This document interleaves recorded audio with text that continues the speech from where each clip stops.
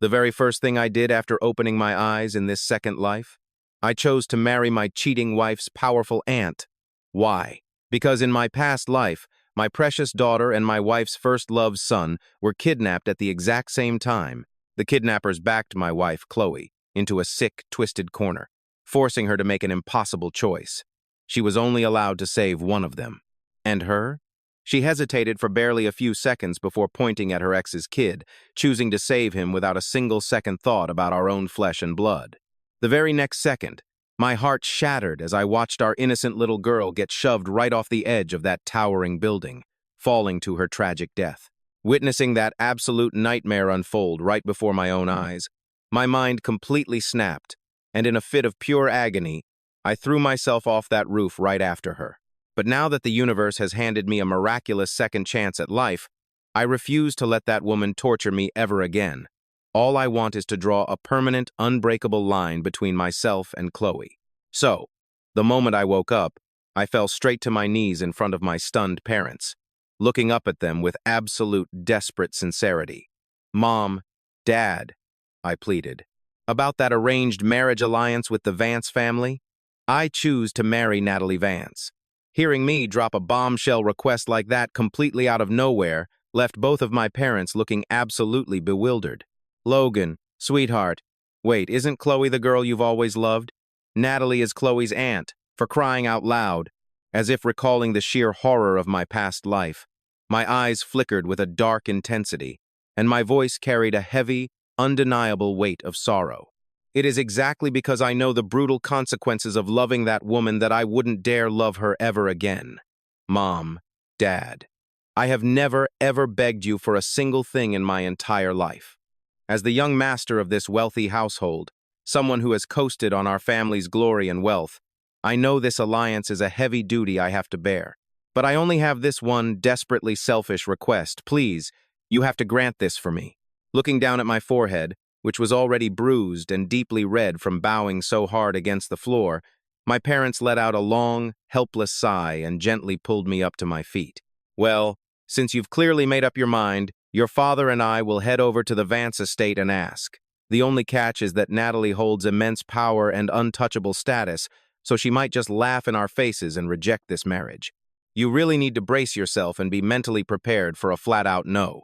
While doing their best to comfort me, my parents quickly gathered the formal proposal gifts and got ready for their visit. I stood by the window, watching their sleek black sedan drive further and further down the road. Turning around, my eyes swept over the painfully familiar furnishings of my family's living room, leaving me with this wild, surreal feeling that I was living in a dream. Still in a daze as the evening crept in, the phone on the coffee table suddenly buzzed.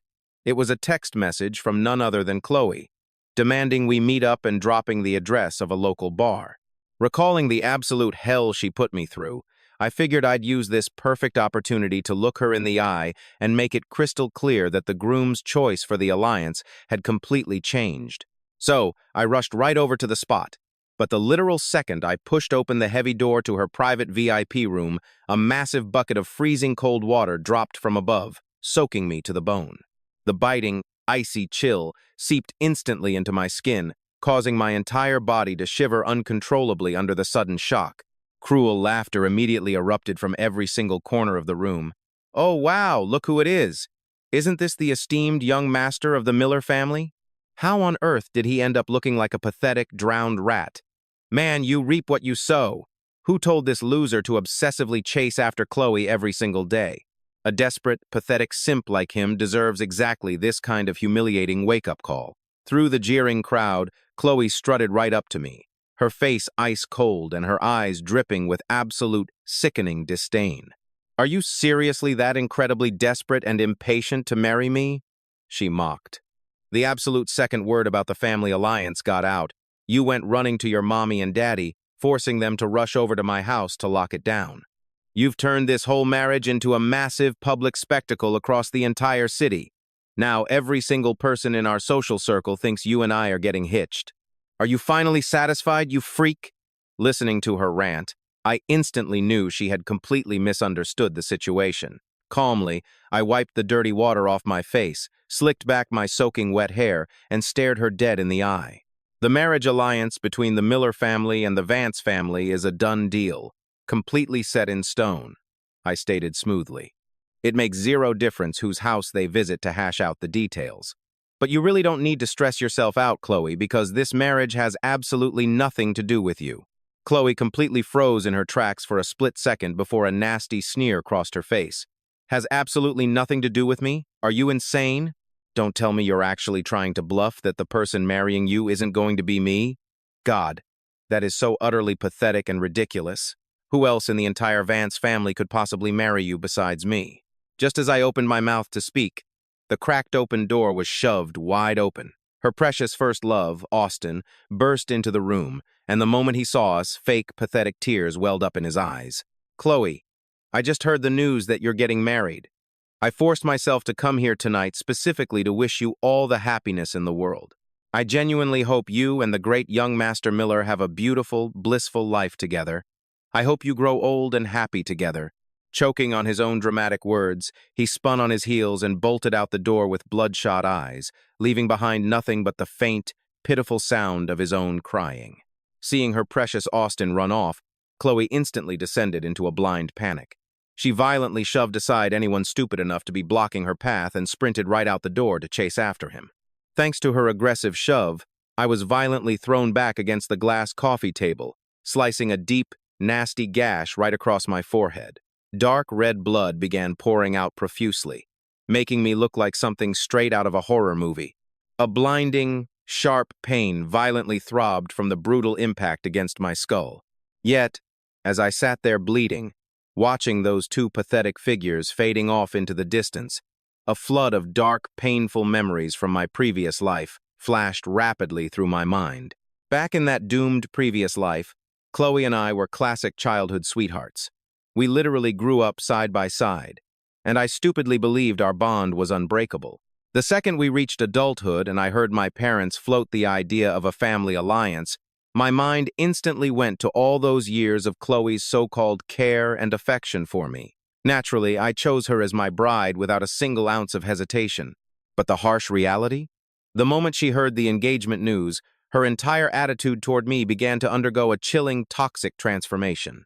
It rapidly morphed from flashing anger to icy coldness, and finally into outright sickening disgust.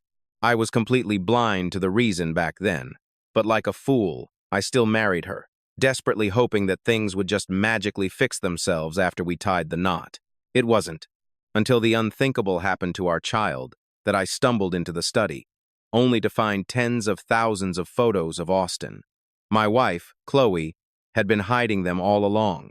In that soul-crushing moment, it finally clicked. The only man she ever truly loved was her family butler's son. She just couldn't be with him because of the massive gap in their social status. 2 years after Chloe and I tied the knot, Austin married someone else too. But let's just say his marriage was a total train wreck. Because of that, Chloe drank herself into a stupor every single day, crying her eyes out over him. And the day his wife tragically died in a car accident, that was the happiest day of Chloe's entire life. I saw it all unfold right in front of me, and my heart just shattered into a million pieces. Still, I forced myself to swallow the pain and focused entirely on raising our little girl. That is, until a terrifying kidnapping dragged both my daughter and Austin's son into a deadly trap. The kidnappers backed Chloe into a corner, forcing her to choose. She could only save one. She barely even hesitated. In just a few seconds, she chose the boy who didn't have a single drop of her blood.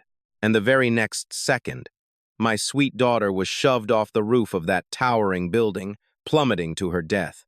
Watching my whole world end right in front of my eyes, I completely broke down and jumped right after her. But now that fate has handed me a second chance at life, I refuse to be a victim anymore. This time, I'm cutting ties. Chloe and I are totally done. Back in the private room, the crowd of elites was still laughing, tossing around sarcastic jabs. Forced love never works out, buddy. Chloe doesn't even want to marry the guy. So what if they force a wedding? When she never comes home, some desperate simp is going to be crying all alone. Right in the middle of their ruthless mockery, my phone buzzed. I glanced at the screen and saw a text from my parents. Logan. Natalie agreed. The wedding is in exactly half a month. My parents have always been ice cold and composed. So, seeing 3 full exclamation marks showed just how totally shocked and thrilled they were that Natalie actually said yes. I let out a massive sigh of relief. I pushed myself up and glared at the crowd, treating my life like a punchline. For the first time ever, my eyes burned with absolute, unbreakable determination. Whether I'm happy after I get married or not is none of your damn business, I snapped. And it has absolutely nothing to do with Chloe. Do me a favor and tell her I'm getting married in half a month. And the bride? Yeah, it's definitely not gonna be her. I stormed out of the bar and headed straight to the hospital to get my wounds patched up. The second I got home, I grabbed every single thing that reminded me of Chloe, tossed it all into cardboard boxes, and taped them shut. My parents walked in right at that moment and just stared at me, completely stunned. Logan, have you really let her go? Do you honestly not love Chloe anymore? When I nodded without a single second of hesitation, I could see the heavy worry finally lift from their shoulders. They smiled warmly. Thank goodness. Natalie is swamped with work abroad, but the Vance family hopped on a video call with us today and locked in the marriage. Compared to Chloe, Natalie is so mature and classy. She's a much better match for you, son. It's just, her reputation is so intimidating. She's honestly way out of our league, so we never even dreamed of asking her before. We were dead set on her saying no, but to our absolute shock, she agreed almost instantly. Hearing that, my eyes immediately welled up with tears. Because from the second I made my choice, I knew without a doubt that Natalie would say yes. In my past life, her immense power and status meant that all the younger heirs from the wealthy families were absolutely terrified of her. I was no exception. I practically never spoke to her, and we only ever bumped into each other at stuffy family banquets. All I knew was that she was a total workaholic who single-handedly built an untouchable corporate empire, and she stayed single her entire life. It wasn't until she tragically took her own life at age 35 and her family was packing up her things that they found a hidden stack of love letters in her bedroom. Every single one of them was addressed to my star. Nobody in the Vance family had a clue who this mysterious guy was. But I knew. On the night I was born, the sky was completely lit up with stars. Star was the childhood nickname given to me by my favorite grandma. I never ever realized that this terrifyingly powerful, completely untouchable woman had been secretly in love with me her whole life. But now that heaven gave me a reset button, I'm going all in for the both of us. While I was deep in my feelings, my parents pulled out a velvet box and slid it across the table, beaming with pride. Logan, tomorrow is your birthday. Natalie couldn't fly back in time, so she had her assistant grab this from her personal study. Open it up. See if you like it. The second I popped the lid, I was blinded by a dazzling ring. It was literally the most expensive diamond ring sold by Sotheby's in the past 50 years, famously named Plucking Stars. I had been lucky enough to see it just once before, and man, it had stuck with me ever since. I never in a million years imagined Natalie would drop such a priceless gift on me. Instantly, this huge wave of warmth washed over me. Back in my past life, the second word of our marriage alliance got out, Chloe never bothered to give me a single thing ever again. Honestly, I had completely forgotten what it even felt like to get a gift from someone who actually loved you. The very next day, my birthday bash kicked off right at 7 in the evening, hosted at the city's most insanely luxurious hotel. Guests kept pouring in with their congratulations, and with my new marriage alliance finally locked in, a massive weight just vanished from my chest. So there I was, flashing a totally genuine smile for once, until right about midway through the party. A sudden uproar ripped through the crowd. Every single head in the room whipped toward the entrance. I followed their gaze, only to see Chloe actually dragging Austin along to crash my birthday banquet. But trust me, that wasn't even the ultimate humiliation. The absolute worst part? A whole squad of Chloe's snobby friends marched right in, parading a massive wooden plaque and heading straight for me. Smack in the center of that plaque were 4 massive, glaring words. Hypocritical and shameless, for Logan Miller. The guests practically shoved each other out of the way to watch the drama unfold, buzzing with nasty gossip. My face drained of all color. I clenched my fists so hard my knuckles turned white, glaring daggers at this pack of troublemakers as I let out a freezing cold demand. What the hell is the meaning of this? A bunch of them just sneered, deliberately raising their voices to shout for the whole room to hear. Well, we should be asking you that. Didn't you just swear yesterday that Chloe wasn't the bride? Then why is it that the second Chloe got home, she found out her family was already prepping for the wedding? This little game of playing hard to get. Seriously. Who plays it better than you, young Master Miller? I think these words fit you like a glove. I told you guys he was just talking tough yesterday. He's been desperately chasing Chloe for years. Everyone knows he simped so damn hard he threw his own self-respect out the window a long time ago. Now, he suddenly claims he doesn't love her and won't marry her? Please, it's just a pathetic stalling tactic. In the entire Vance family, Chloe is the only one from your generation. If you don't marry her, who else could you possibly marry? Instantly, the entire hall erupted into a massive wave of mocking laughter. Chloe just stared at me, her face like a sheet of ice. Logan Miller, stop pulling these hypocritical stunts and don't even think about using this to get my attention, she snapped. When we eventually get married, aside from the pathetic title of my legal husband, I will give you absolutely nothing else. I had heard her spew those exact same words in my past life too, and man, she really wasn't lying back then. During our 7 agonizing years of marriage, aside from that empty legal status, I truly had absolutely nothing. The surrounding crowd began whispering like crazy at her ruthless words, and my face went stark white for a split second. But taking a deep breath, I fired back, raising my voice. Chloe, I don't need you to give me any damn status. Listen closely. The person I am marrying is not you, nor is it anyone from our generation, but rather, I couldn't even get the name out before I was totally cut off by a sudden chaotic accident. Austin suddenly grabbed his nose, these dense, fiery red rashes violently breaking out all over his face. With pathetic, tearful eyes, he slumped against Chloe's shoulder. Chloe, I'm so itchy. Why are there so many hyacinths in here? I'm deathly allergic to hyacinths. Hyacinths were my absolute favorite flowers, which is why they were plastered everywhere, as far as the eye could see. Hearing the ragged, gasping breaths of the guy in her arms, Chloe's face twisted into total panic. She just kept frantically screaming Austin's name and finally ordered her goons to rush him straight to the hospital. But before storming out, she dropped 2 vicious commands. The first was aimed at me. Logan, after we get married, you are forbidden to plant or display hyacinths anywhere. The second was an order to her rabid pack of friends. Tear this entire banquet hall apart after I leave. You got it, Chloe.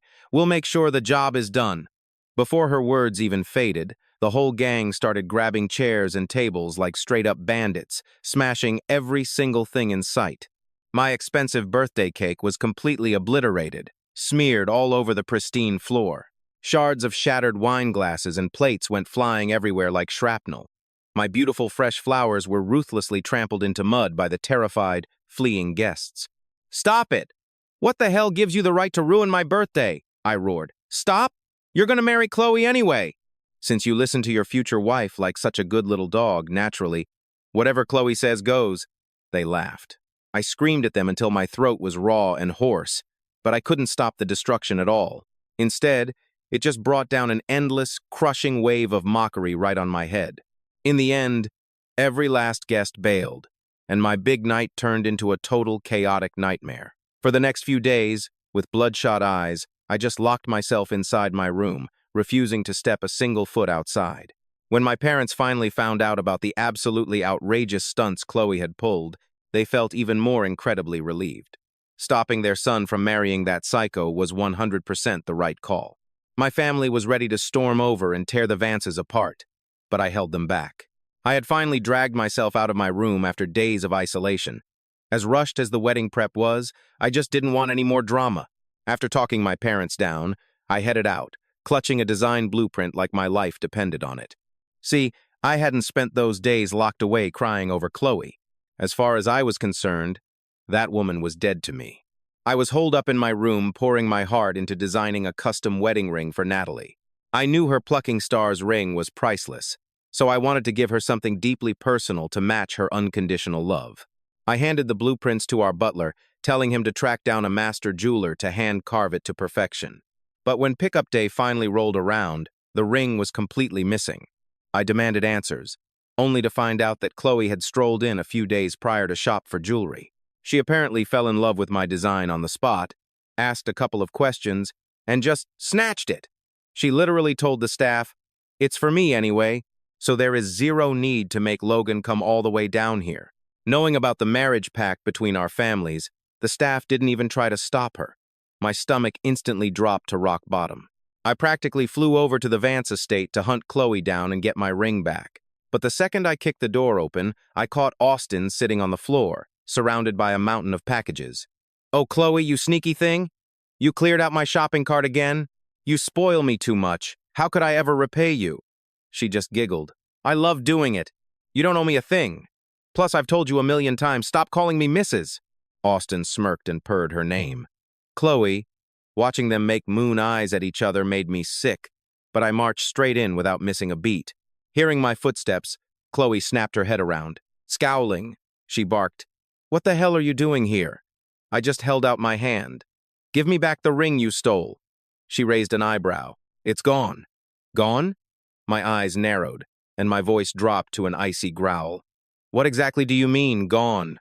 Before Chloe could even spin a lie, that little weasel Austin piped up from the floor, playing the innocent victim. "Mr. Miller, I read online that a diamond ring is the absolute best tool for slicing open tape. So, I used it to open a few hundred boxes. The poor thing is totally scratched to pieces now. Do you still want it?" He opened his palm, revealing my masterpiece, now a mangled, destroyed piece of scrap. Chloe had literally stolen my custom wedding ring just so her toy boy could use it as a box cutter. Pure, unadulterated rage exploded in my chest, setting my blood on fire. My last shred of sanity snapped. Seeing red, I glared at the two of them, who couldn't care less. "Chloe, who the hell gave you the right to touch my things? And you, Austin, what right do you have to trash it? Do either of you have a single shred of basic human decency?" Seeing me absolutely lose it over just a ring, Chloe rolled her eyes, her good mood totally ruined. She scoffed, dripping with impatience. "That ring was meant for me anyway. Why are you throwing such a massive tantrum? By the way, I've decided we're just signing the marriage papers. We aren't having a ceremony anymore. So designing a ring is completely pointless. Stop wasting your energy." Sick to my stomach over her arrogant, entitled attitude, I balled my fists and spat out every word. "Chloe, this ring was never meant for you." "Oh, please, if it's not for me, who else would it be for?" "Logan, drop the act. You're being dramatic." Sneering at me, she casually chucked the ruined ring across the room, grabbed Austin's hand, and strutted toward the door. "Don't lower yourself to his level, Austin. Didn't you say you wanted to learn how to drive? Come on, let's go. I'll teach you." Watching those two walk away, a dark, suffocating wave of hatred washed over me. I wanted to chase them down and rip them apart, but I had priorities. I dropped to my knees and started frantically searching for the ring. It took me 30 agonizing minutes before I finally spotted it buried in a flower bed outside. I carefully tucked it into my pocket and got the hell out of there without a second glance. We didn't have the time to forge a new one from scratch. My only hope was finding a restorer who could somehow bring it back to its original glory. But the absolute second I stepped off the villa grounds, a deafening screech tore through the air. I whipped my head around only to see a car hurtling straight at me. My eyes blew wide open. Bam! With a sickening crunch, I was thrown 30 feet through the air, collapsing into a massive pool of my own blood. Austin, the guy behind the wheel, stepped out of the car sobbing, putting on an absolute masterclass in fake terror.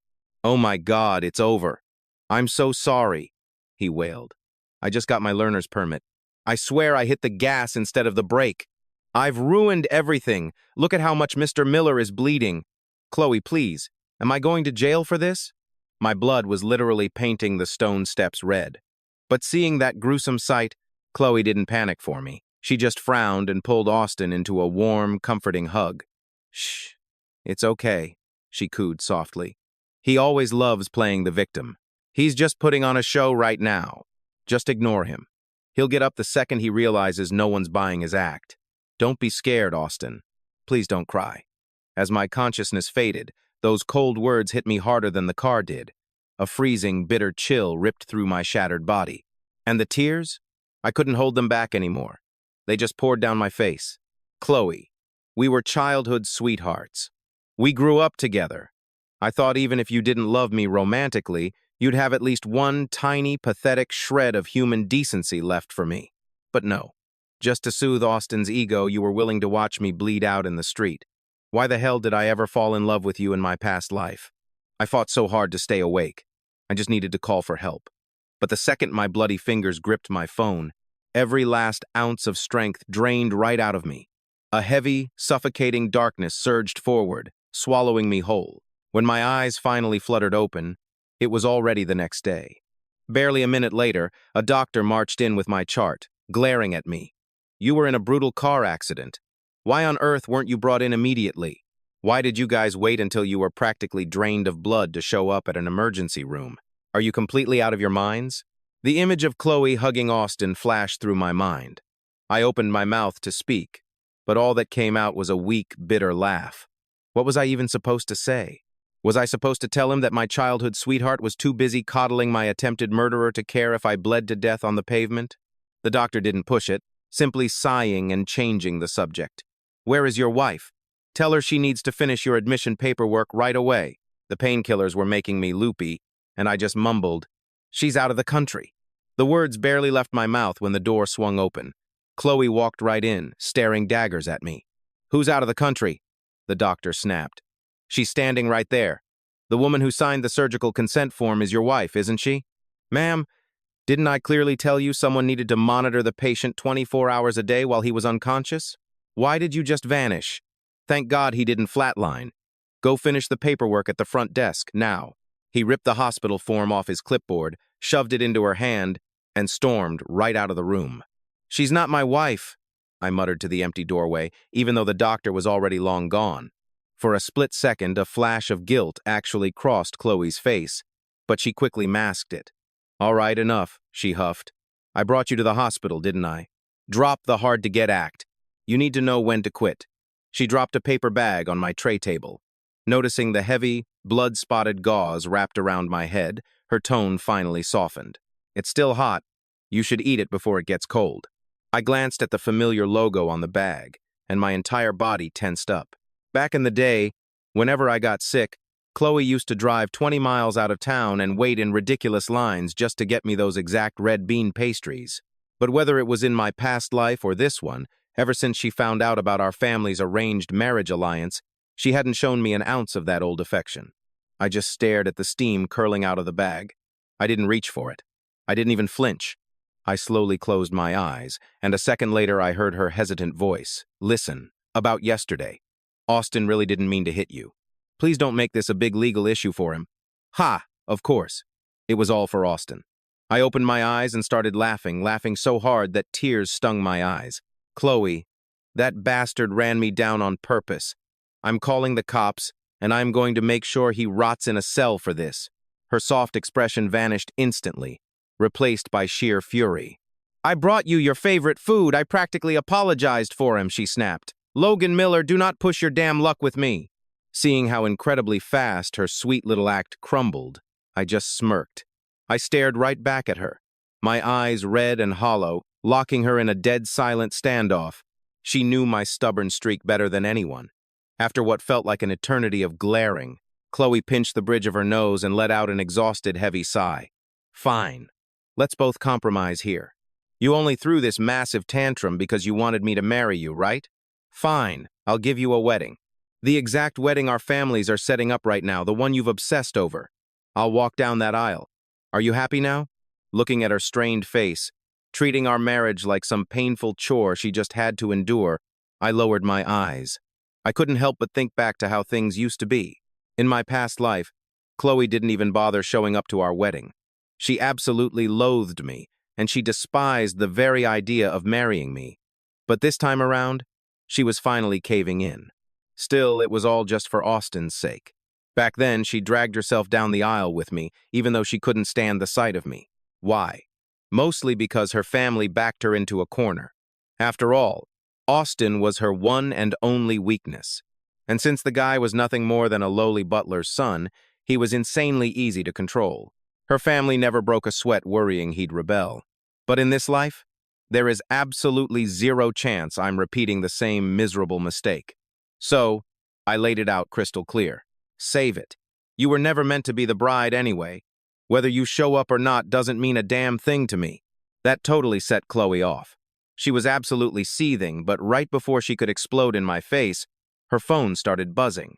One glance at Austin's name on the screen, and she dropped the attitude instantly, spinning on her heels to rush right out the door. Watching the door click shut, I grabbed my phone and punched in 911 to report the crash. But after laying out the whole mess, they hit me with a bombshell. Mr. Miller, we are so incredibly sorry. This wreck was ruled a simple accident. Your fiancé signed a liability waiver right there on the spot, so our hands are tied. We can't open a case. Hearing that garbage, my chest tightened up so hard I could barely breathe. Blind with rage, I hurled my phone straight into the wall, shattering it into pieces. The agony radiated from my battered limbs right to my broken heart. Completely defeated, I finally broke down, sobbing like a child alone in that cold, empty hospital room. Over the next few days, Chloe showed up at the hospital almost every single day. She brought fresh fruit, fancy soups, and even dragged in a whole squad of specialists for a joint consultation. But by then, my emotions were completely numb. I just stared right through her, treating her like absolute thin air. My freezing cold shoulder actually started making her panic. She clearly thought I was throwing some kind of weird tantrum, but since I was the patient, she forced herself to just swallow her pride and take it. That was, until the day I got discharged, and flat out refused to step foot in her car. Finally snapping from the pure annoyance, she glared at me and demanded, "Look, I have already compromised with you.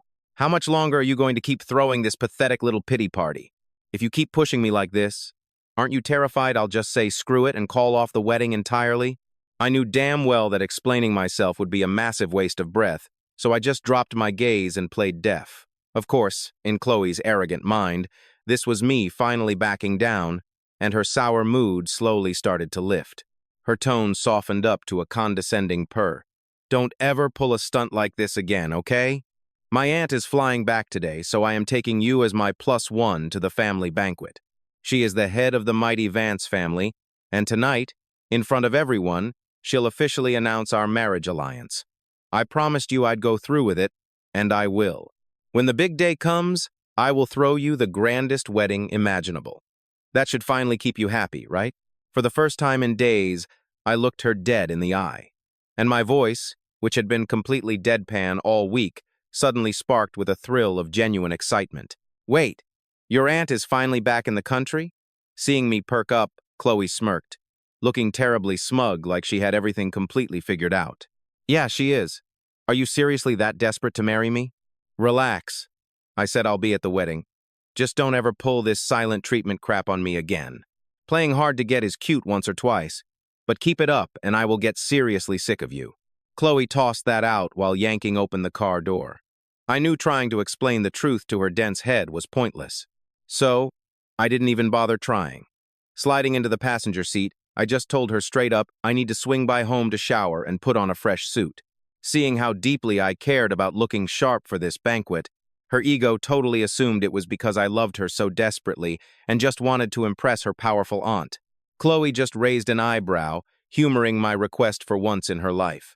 Once we were both dressed to kill, we pulled up to the Vance family's sprawling, historic estate. The place was absolutely packed for the banquet. No one even batted an eye at my presence, offering up all the usual polite greetings. I nodded back to each of them, then slipped into a quiet corner to wait for Natalie to finally make her grand entrance. Honestly, my heart was racing. I had no clue how our reunion was actually going to play out. I spent the whole evening totally zoned out, my heart pounding like crazy against my ribs. Chloe, lingering right by my side, picked up on my weird vibe in seconds. She shot me an incredibly irritated glare. "Hello? I am standing right here. What on earth are you daydreaming about? This is my final warning. I have already agreed to marry you, so wipe that stupid, distracted look off your face. Otherwise, I will pull the plug on this whole thing right now."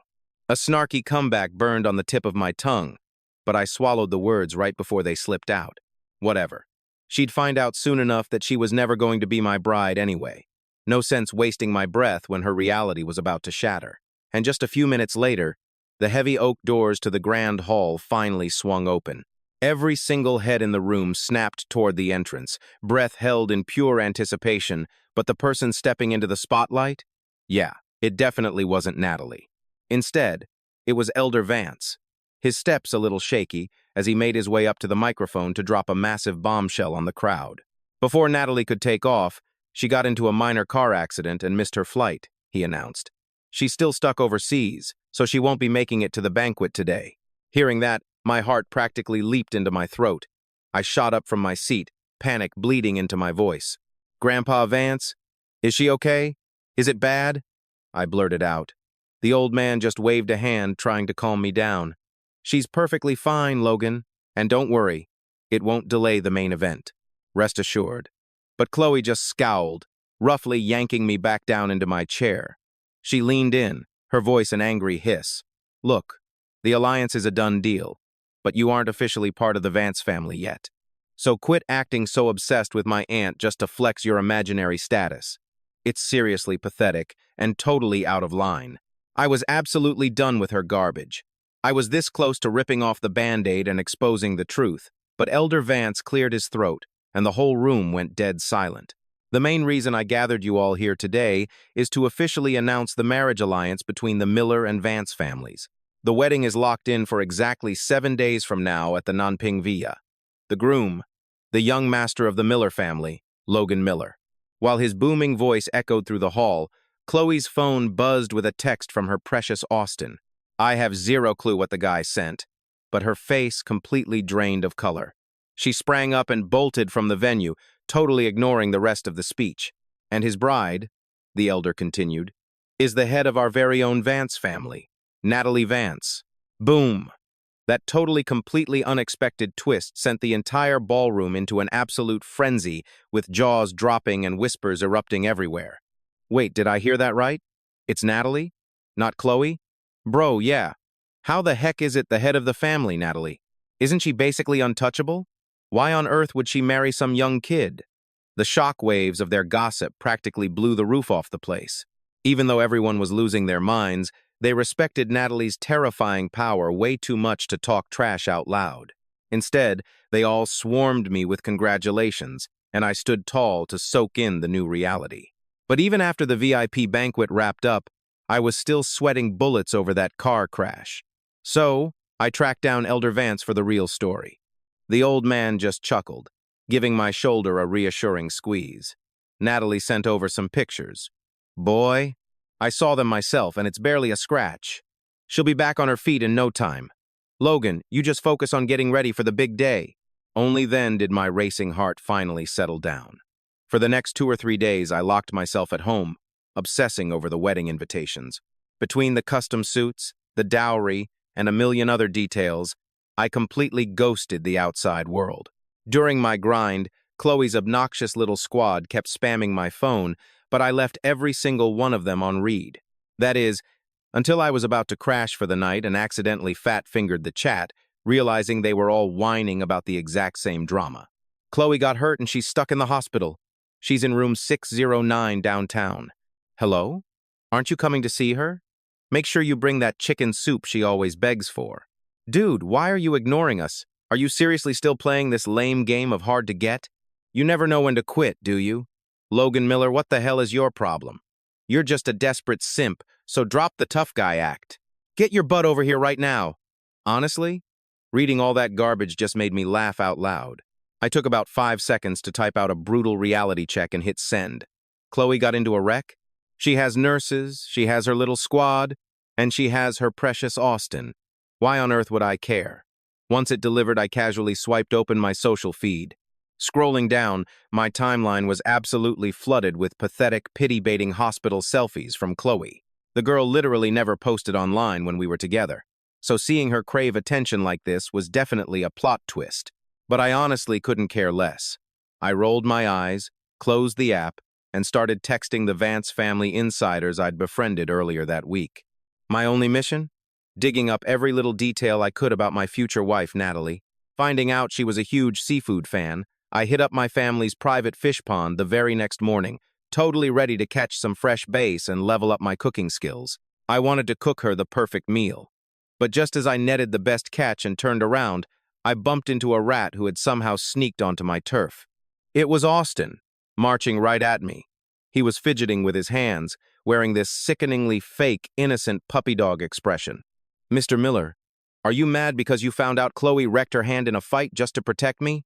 It's all my fault. If you want to punish someone, please, just take it out on me. I know you're her fiancé, and I'm just the lowly butler's son. I'm really not worth her going through all this pain." Listening to his toxic, passive-aggressive garbage made my stomach turn. I just scowled and pivoted to walk away from his circus act, but Austin violently grabbed my arm, and right in front of my stunned face, that innocent mask slipped, replaced by a twisted, arrogant smirk. Before I could even wrap my head around his sudden two-faced act, I watched him raise his hand and violently slap himself across the face, over and over. He burst into hysterical, fake tears. "Mr. Miller, you can hit me or scream at me and I'll take it all. I just beg you, please don't fight with Miss Vance. As long as you agree to see her, I don't care what you do to me. I swear I will never fight back." Watching this totally psycho behavior, my eyelid twitched. I knew right then I was being set up. Just as I tried to yank my hand away and run, Chloe barged in. Her face was twisted with pure rage, and she brought a whole squad with her, trapping us completely. "Logan Miller, why the hell did you hit Austin? I already gave you my word that we would go through with the wedding. Stop being such an ungrateful jerk." I stared back at her, totally numb. I didn't lay a finger on him. There is a security camera literally right there. Go watch the footage yourself. Done with her drama. I turned to walk away. But of course, Chloe was too blinded by her own anger. She glared at me, completely refusing to listen to basic logic. Her voice was ice cold. "I used to think you were just some spoiled rich kid throwing another tantrum. But look at you now, you are completely beyond saving." Without another word, she barked an order, and her goons grabbed my arms, pinning me down. Then she gently held Austin's hand. "Austin, I will never let anyone bully you. Slap him back." At first, the little rat put on a crying act, whining that he was too scared. But the second her friends started cheering him on and hyping him up, his pathetic facade dropped. Putting his entire body weight into it, he smacked me across the face. Crack! My cheek instantly swelled up, and the scabs on my unhealed forehead busted open, dripping blood into my eyes. A horrible, stinging pain shot through my brain, leaving a deafening ringing in my ears. Seizing his chance while everyone was distracted, Austin shoved me hard, sending my dazed body stumbling right backward into the freezing pond. Then, the snake actually had the nerve to act panicked, screaming that he needed to save me. Chloe just glared down at the water with dead eyes, waving her crew away. "Leave him. The water is way too shallow. He is not going to drown." I flailed around in that freezing muck all by myself for God knows how long. It wasn't until my energy was completely drained that someone finally noticed and dragged my shivering body out. By the time I dragged myself back home, I was burning up with a massive fever that very night, and my temperature still hadn't dropped a single degree by the next morning. I was trapped in a fever dream of the past, tears rolling down my face as I deliriously mumbled absolute nonsense. "I feel so sick. Chloe, didn't you say you were getting me those red bean pastries? Why aren't you back yet? It's my fault. I'm so sorry, Chloe. I swear, from now on, I will never, ever hide the love letters those other guys send you again. I promise." Just then, Chloe pushed the bedroom door open. Hearing those pathetic, distant memories slip from my lips, she froze. For a split second, she remembered the old days, how I used to follow her around like a lost puppy, and how she used to actually care for me.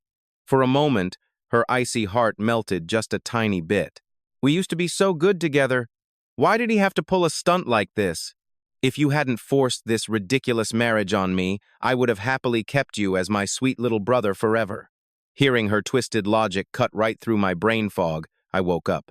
But the second my eyes flickered open, Chloe's face snapped right back to that arrogant, disgusted look she had been wearing all week. She crossed her arms and sneered. "Grandpa Vance heard you were sick and practically forced me to come check on you. Don't flatter yourself, okay? I am only here because I had to be. Otherwise, I wouldn't have stepped one foot in this dump." A second later, Austin scurried into the room, putting on his little timid act again as he sputtered out a fake apology. "Mr. Miller, Everything that happened yesterday was totally my fault. Please, you have to forgive me. I stared at him. I had taken a brutal slap for absolutely nothing, nearly drowned in a lake, and was barely clinging to consciousness. Honestly, I didn't even have the energy left to scream at them. Stumbling, I dragged my weak body out of bed, ready to kick them both out, when I noticed Austin staring greedily at my chest. My hand instinctively went to my neck, grabbing the silver necklace resting there. It was the one gift Chloe had given me for my coming-of-age ceremony. Chloe caught him staring, too. She knew perfectly well that this necklace was my most prized possession. She narrowed her eyes at me, smirking. Austin, don't worry. I will get an even better custom-made one just for you as soon as we leave. But before she could even finish her smug little sentence, I shut her down cold. I ripped the necklace straight off my throat and tossed it at her feet. Then, forcing my shaking legs to stand, I pulled out a dusty cardboard box I had packed away days ago and slammed it onto the table right in front of her. Watching my deadpan, emotionless face, Chloe flinched. Her chest tightened. What? What is this supposed to mean? I shoved the heavy box right into her chest and spoke in a quiet, tired voice. I am getting married soon. If my future wife sees all this old junk you gave me, she might get the wrong idea, Chloe. So, I am giving it all back. From this second on, you and I are completely done. Chloe scoffed, clearly thinking I was just throwing another dramatic tantrum. With a furious swipe of her arm, she smacked the box, sending all my old treasures crashing to the floor, glaring at me with a face as dark as thunder. You're the one who swung at Austin first, and now you're the one throwing a tantrum? What does it matter? I'm going to be your wife anyway, right? What do you mean we have nothing to do with each other? Let's see if you can keep up this tough guy act on our actual wedding day. After spitting out all her pent-up resentment in one breath, she grabbed Austin by the arm and stormed right out the door. I just stared at the absolute mess they left on the floor and let out a soft chuckle. I called the staff over and told them to toss that entire pile of garbage straight into the dumpster. Fast forward to the day before the wedding. I got a single text message. It just said one thing. I am back. See you tomorrow. There was no signature, no name saved in my contacts. But I knew exactly who it was. Natalie Vance. My chest, which had been tight with anxiety for days, instantly flooded with absolute peace. I slept like a baby that night. At 10 o'clock the very next morning, the Vance family's massive fleet of wedding cars rolled up to the Miller estate, with live broadcast cameras tracking their every move. This ultra-wealthy marriage alliance was being broadcast live to the entire city, making our private business completely public. Chloe popped out of her car and marched straight upstairs to my room. When she caught sight of me wearing my crisp white suit, a quick flash of absolute awe swept across her eyes. For some weird reason, she suddenly got hit with a massive wave of déjà vu, like she had lived this exact moment before. She just stood there, totally dazed, until her bridesmaid nudged her. Only then did she reach her hand out to me, but I didn't take it. I stared right through her with a completely deadpan face. My voice was ice cold. Chloe, you're in the wrong spot. You should be sitting out in the guest section. That instantly lit a fire under Chloe, her face darkened with absolute rage. Oh my God, here you go again. Are you out of your mind? Do you not realize this wedding is streaming live to the entire freaking city? Do you seriously have to keep throwing this tantrum and flush both our families' reputations down the drain? I didn't even bother arguing. I just turned my back and walked downstairs alone. Chloe's empty hand curled into a tight, shaking fist. She took a deep breath, swallowed her blazing anger, and stomped closely behind me. But just as she reached for the handle to step into the back seat of the wedding car, her phone buzzed. 1 minute later, she slammed the car door violently shut, glaring at me through the tinted window. Look, I have a massive emergency to deal with, so I'm not going to the venue. You go over there and tell our families that the wedding is officially off. She honestly fully expected that. Dropping a bomb like that would leave me utterly humiliated and totally heartbroken, maybe even begging in tears. But I just looked right back at her, cool as a cucumber. I already told you. I couldn't care less if you show up or not, because you're not the bride. Seeing my totally unbothered, dismissive smirk, Chloe flinched and immediately backed away. A sudden spike of genuine panic pierced her chest, but she still crossed her arms and barked, I said it's canceled! If I, your actual bride, don't show up, do you seriously want to be the laughingstock of the whole damn city? This time I didn't even waste my breath on her. I just tapped the glass and told the driver to hit the gas. Within seconds, the massive convoy of luxury cars peeled away from the estate. Chloe didn't have time to baby what she thought was my petty ego, so she frantically flagged down a cab by the curb. By the time she finally rushed into the suburban hot spring villa and saw Austin chilling in the center of their friend group, her eyebrows snapped together in fury. Wait, didn't you text me that Austin was in critical danger? The guys just pulled him deeper into the room, cracking up. Yeah, we totally lied. If we didn't pull that stunt, how else were we going to get you to ditch your own wedding? We just wanted to see how big of an idiot Logan Miller makes of himself today. Hearing that, all the color instantly drained right out of Chloe's face. She violently shoved away a hand trying to grab her shoulder and spun on her heels, ready to sprint back out the door. Hey, chill out. Austin snagged her wrist, blinking up at her with puppy dog, bloodshot eyes. His voice dropped into a pathetic, whiny plea. Chloe, my head is seriously pounding. Can you just stay here and keep me company, please? Besides, we're miles out in the suburbs. There's no way you'd make it back to the venue on time anyway. He was right. But what the hell was Logan going to do? While she stood there frozen in doubt, her obnoxious friends had already fired up the live stream on the big screen. Right there on the monitor, the wedding ceremony was rolling out perfectly, step by step.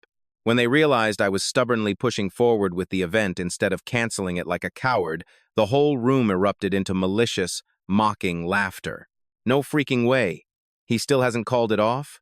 When the music starts and there's no bride, he's going to get roasted alive. Logan Miller must be so insanely desperate to get hitched that he's tanking both families' reputations. This is going to be pure comedy when he crashes and burns.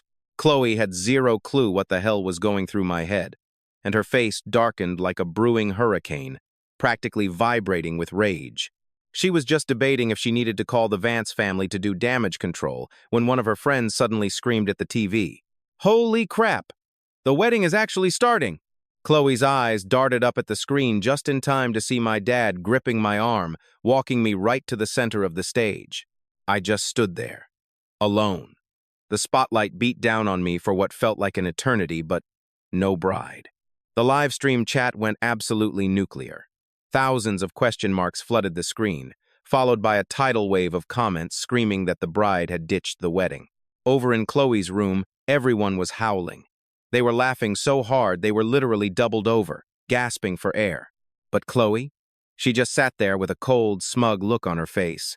She'd planned this all along, and her voice dripped with pure disgust at my stupidity. Getting bored of the pathetic show, she reached out to kill the stream. But right as her finger hovered over the exit button, the MC's voice boomed through the speakers. The bride enters. And just like that, the heavy, tightly shut doors slammed open. With thousands of eyes glued to the entrance, Natalie Vance stepped into the light. She was wearing a jaw-dropping wedding gown, dripping with sky-blue diamonds. She took her time, owning every single second of that grand entrance. Stopping to face the massive crowd, she gave this slow, composed nod to the room. When her sharp, icy gaze swept over the guests, the sheer, crushing weight of her presence hit everyone like a freight train. Boom! Total silence. You could literally hear a pin drop in that massive hall. Every single guest was paralyzed with shock. Nobody saw this coming. For the huge merger between the Miller and Vance families, the bride turned out to be the big boss herself, Natalie Vance. Back at the watch party, Chloe's friends, who were just waiting for me to be publicly humiliated, froze into solid stone. Chloe's jaw clenched so hard I'm surprised her teeth didn't shatter. The veins on her forehead popped, and she shrieked in absolute rage. Aunt Natalie? No, there's gotta be a mistake. The second those words left her mouth, her friends snapped out of their trance and started stammering over each other. Yeah, right, exactly. The MC must have screwed up the names. I mean, come on, how could CEO Vance actually marry Logan Miller? They are literally night and day. Chloe didn't even want his trashy butt. How the hell could he be worthy of the CEO? It's just a mix-up. It has to be. But while they were busy coping and denying reality, Natalie had already floated right to the center of the stage. The ceremony didn't skip a beat. We were already moving on to the vows. Miss Natalie Vance, do you take Mr. Logan Miller to be your lawfully wedded husband? To love and be faithful, in sickness and in health, through wealth and poverty, to stay by his side and grow old together? Without a second of hesitation, Natalie's voice rang out loud and clear. I do. The entire venue dropped into a suffocating, dead silence. Jaws hit the floor. People were staring at the stage with their eyes bulging out of their skulls. Chloe's brain completely short-circuited. The blood in her veins ran ice cold, rushing straight to her head. She frantically snatched up a random set of car keys off the counter, kicked over the entire wine table with a massive crash, and bolted out the door like a maniac, completely ignoring her friends, screaming her name. Only one thought kept looping in her panicked mind. Logan Miller was her fiancé. He belonged to her, and he could only marry her. There was no way in hell he was marrying her aunt. She slammed the gas pedal straight to the floor, blowing through 12 red lights in a row without even blinking. By the time she came screeching up to the venue, the wedding reception was already winding down. Most of the guests had cleared out, leaving only the inner circle of the Miller and Vance families mingling around. Scanning the room, her eyes locked onto me instantly. I was standing in the center of the crowd, chatting and laughing. She stormed right up to me and violently grabbed my arm. Her voice was shaking with this wild, unprecedented panic. You are coming with me right now. Before I could even open my mouth, the elders from both families stepped in.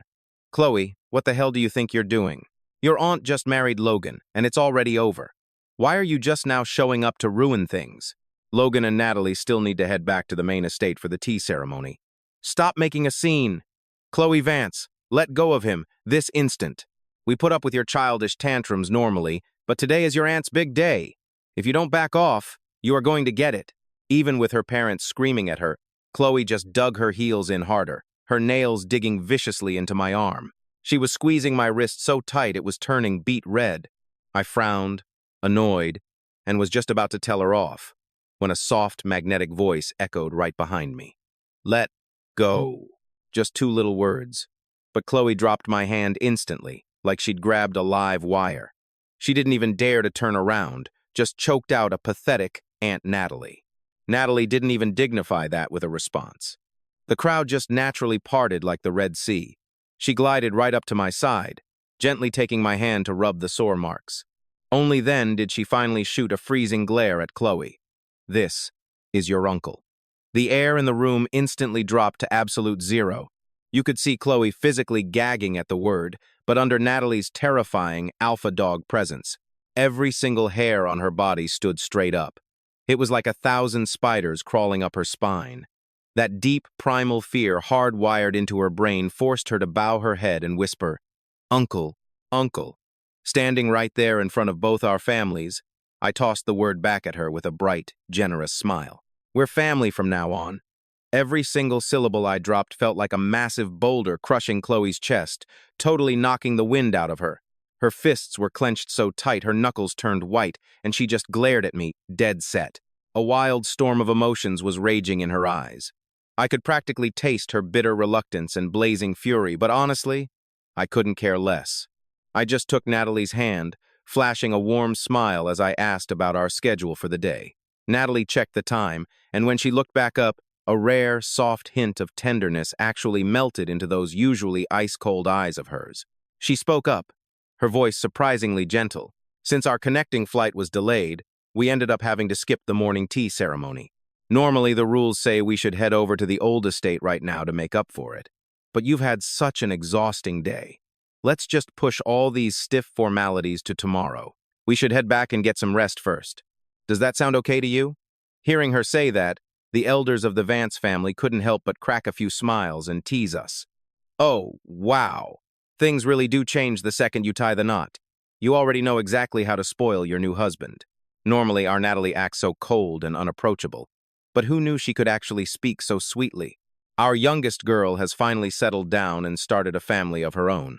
The whole room had gathered together, and Grandpa Vance, his face absolutely glowing with pure joy, just waved his hand dismissively. He boomed in a hearty voice, Hey, as long as you two treat each other with respect and build a great life together, it really doesn't matter if we get to drink that tea today or not. Logan here woke up at the crack of dawn just to get everything ready. The poor guy must be completely drained. The rest of you need to back off and stop bothering the newlyweds too. Go on, shoo. Everyone, clear out. Surrounded by a wave of playful laughter and teasing, Natalie gently squeezed my hand and led me right out of the venue. Watching our two figures slowly fade off into the distance, Chloe gripped her hands so fiercely that her knuckles literally popped out loud. All the bitter resentment, the explosive fury, and the agonizing pain she had been bottling up inside her body finally erupted the second the crowd scattered. What the hell is actually going on here? This was supposed to be an alliance between the Miller and Vance families. Wasn't I supposed to be the one marrying Logan? Chloe's parents, who were still totally wrapped up in the joyful high of the wedding, were jolted by her sudden screaming. They glared at their daughter with intense annoyance. What kind of crazy tantrum are you throwing now? What do you mean? Half a month ago, when the Millers visited, didn't they specifically name me as the one Logan wanted to marry? They asked for your aunt. They never even mentioned your name. How on earth could it possibly be your turn? Austin, who had just showed up super late with his whole crew, walked in at the exact right moment to hear this exchange, and they were all totally dumbfounded. Glaring at the large, loud group that had just barged into the room, especially seeing Austin there, Chloe's parents instantly pieced together exactly why she had flaked earlier today. Their faces instantly darkened with pure fury. This morning, your aunt texted us saying her connecting flight in Macau was delayed. So we specifically told you to go and help pick up the groom. But no, you just ditched him halfway to go goof off with a bunch of degenerate losers. Do you have absolutely zero respect for such a massive wedding day? Every single living relative from both the Miller and the Vance families managed to show up today except for you. If it wasn't for Mr. Miller stepping in and smoothing things over, your grandpa would have absolutely torn you apart. Listen to me clearly. From now on, Logan is officially your uncle. You had better watch your attitude and never try anything stupid or inappropriate with him. Otherwise, if your aunt actually gets angry, absolutely no one in this family will be able to save you. Under that brutal, relentless scolding, all the color completely drained from Chloe's face, leaving her looking like an absolute ghost. She never, in her wildest nightmares, imagined that one day I would actually become her uncle. Her shoulders started shaking uncontrollably, and she squeezed her eyes shut in pure, soul-crushing despair. Every single one of those past memories, the moments she used to mock and sneer at like they were garbage, suddenly flashed before her eyes, scene by painful scene. Me, getting utterly drenched like a pathetic stray dog at the bar, yet still desperately trying to explain the truth to her. That slightly too small wedding ring I designed myself, the one she fought so stubbornly just to slip onto her finger. The incredibly obvious, raw panic I couldn't even hide at the family banquet the second I heard her aunt's name mentioned. It took until this exact, miserable second for it to finally click in Chloe's brain. It turned out every single bit of it had been real. I had never lied to her. Not once. She had just been so wildly obsessed with the old days back when I was practically begging for her attention that she completely turned a blind eye to how much I'd changed. Ever since the day of that doomed engagement, I was already dead and gone. I wasn't that same pathetic pushover anymore. Even Florentine, the guy who was literally throwing a massive fit yesterday, demanding an alliance with her. Why did he suddenly seem like a totally different person, literally overnight? Maybe the person didn't actually change at all. Maybe it was just his attitude toward her. The garbage she pulled in the past had completely shattered my heart. So, I finally made the choice to just rip her out of my life for good. But wait, marrying my aunt? That has to just be some extreme, twisted tactic to play hard to get, right? A million frantic, desperate excuses kept spinning wildly inside Chloe's broken mind. She felt like her skull was on the verge of exploding, clutching her hair in absolute desperate panic. Seeing her completely break down, Austin pulled her tight into his arms, his face full of agonizing heartache as he endlessly whispered comforting words. Chloe's parents had been right on the verge of leaving, but the moment they saw this pathetic display, their faces contorted into sheer, hideous rage. The absolute nerve. A lowly butler's son actually dared to dream of climbing the social ladder right into the elite Vance family, even though I already knew all about Natalie's hidden feelings. To be completely honest, since the two of us had barely shared 2 words across both of my entire lifetimes, I still felt incredibly awkward now that we were finally left all alone. Natalie instantly noticed my stiff mood, her voice dropping into a ridiculously warm tone. Everyone calls you Logan. Completely caught off guard by her suddenly breaking the ice, I just gave a gentle nod, awkwardly trying to keep the conversation going. Yeah, but my grandparents call me Al. You can totally call me that too. Right in the middle of stammering out that sentence, my entire face flushed a burning, bright red. For some crazy reason, my mind flashed straight back to that massive stack of love letters I had only ever caught a tiny, fleeting glimpse of, and feeling insanely guilty like a kid caught stealing candy. I quickly lowered my eyes. A faint, knowing glimmer flashed through Natalie's gaze, and a dangerously tender smile played right on the corners of her lips. Al. For some reason, I could vividly hear an unmistakable trace of absolute delight dripping from her tone. Completely unable to rein in my burning curiosity anymore, I sneakily turned my head, desperately wanting to verify that tone, only to crash straight into her deep, intensely soulful eyes. The split second our gazes locked, I was instantly sucked in, just staring at her like a total idiot. The very next second, she dropped a line that completely and utterly shattered every single perception I had of this icy CEO. Al is very cute. And Logan is quite nice, too. But honestly, I think husband still sounds the absolute best. After all, that title is totally one of a kind. Hearing those last few words, my poor heart started pounding wildly out of my chest like a heavy war drum. I had zero clue how to even respond to that, so I just let out this pathetic, muffled squeak, frantically ripping my gaze away and staring hard at the floorboards. Even though the car's AC was blasting at full power, I felt so ridiculously hot that my entire body was completely drenched in nervous sweat. Honestly, our tightly intertwined hands were already starting to feel completely gross and clammy. Natalie just let out a soft, teasing chuckle, thoughtfully cranking the temperature down by a few more degrees before sliding a silk handkerchief right into my hand. I grabbed it to frantically wipe my sweat, quietly listening as she casually kept talking. Even though we technically have a huge difference in seniority, and yeah, I am 7 years older than you, if we look at the really big picture, we can still barely be considered peers. The driver up front, who had worked for the terrifying Vance family for over 30 years, finally snapped and just couldn't hold back his laughter upon hearing this wild logic. He honestly couldn't help but chime right in. "Boss, how on earth is your math working right now? Man, that logic is way too broad and totally forced." Natalie shot a deadly but playful glare at the old guy, grinning widely in the rearview mirror, her tone actually carrying a hint of helpless whining. "Uncle Lou, seriously, don't undermine my game here." All right, I surrender. I'll zip my lips, okay? You two lovebirds just keep going on, go right ahead." Only then did Natalie slowly pull her commanding gaze back to me, seamlessly picking right up where she had just left off. "Listen, even though we really didn't have much interaction before today, we are officially husband and wife from now on. You really don't need to be so terrified of me, you know. Just like any totally normal married couple, say whatever is on your mind. I promise I will humbly listen to my sweet husband's advice and properly fulfill all my duties as your wife." This was literally the very first time in my entire existence I had ever heard this untouchable woman speak such a massively long paragraph, and even crazier, it was the first time I had ever seen her use such a deeply relaxed, wonderfully natural tone just to casually chat in a public setting. For a heavy moment, I still wasn't quite used to this whole bizarre situation, so I just couldn't help but echo her cautiously, say, "Literally whatever is on my mind?" Seeing Natalie give a firm, encouraging nod, I scraped together every ounce of my courage and finally dropped the heavy question.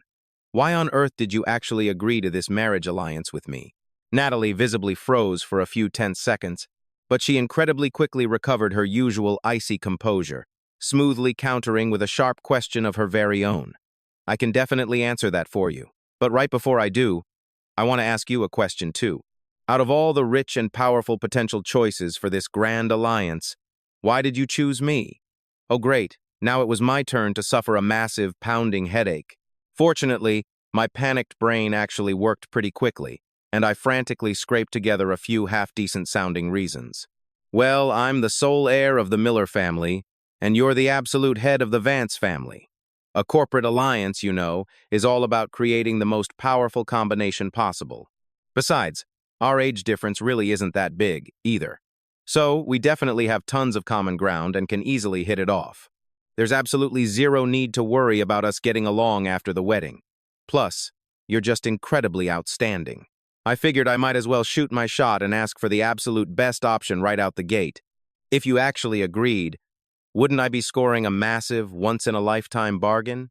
Natalie could instantly tell with a single, sharp listen that I was merely spewing absolute nonsense, and that this definitely wasn't what I truly felt deep down in my guarded heart. But there were clearly some dark secrets she truly, desperately wanted to get right to the absolute bottom of. So, the second I finally finished my pathetic rambling, she pressed hard with another lethal question. Tell me, deep down in your heart, if your absolute first choice for this alliance was always me, would you really have groveled and begged to marry Chloe instead? The luxurious interior of the speeding car instantly dropped into a suffocating, dead silence. Just hearing her name dragged me back into the bleak, ash-colored memories of my past, making my eyes twitch with bitter recognition. Natalie instantly sensed my reluctance to talk about her. But just as she opened her mouth to change the subject, my voice cut through the air, dropping into a low, gravelly pitch. I didn't. Just two flat, razor-sharp words. I lifted my head and locked eyes with her, projecting a fierce, unwavering determination that I had never shown anyone before.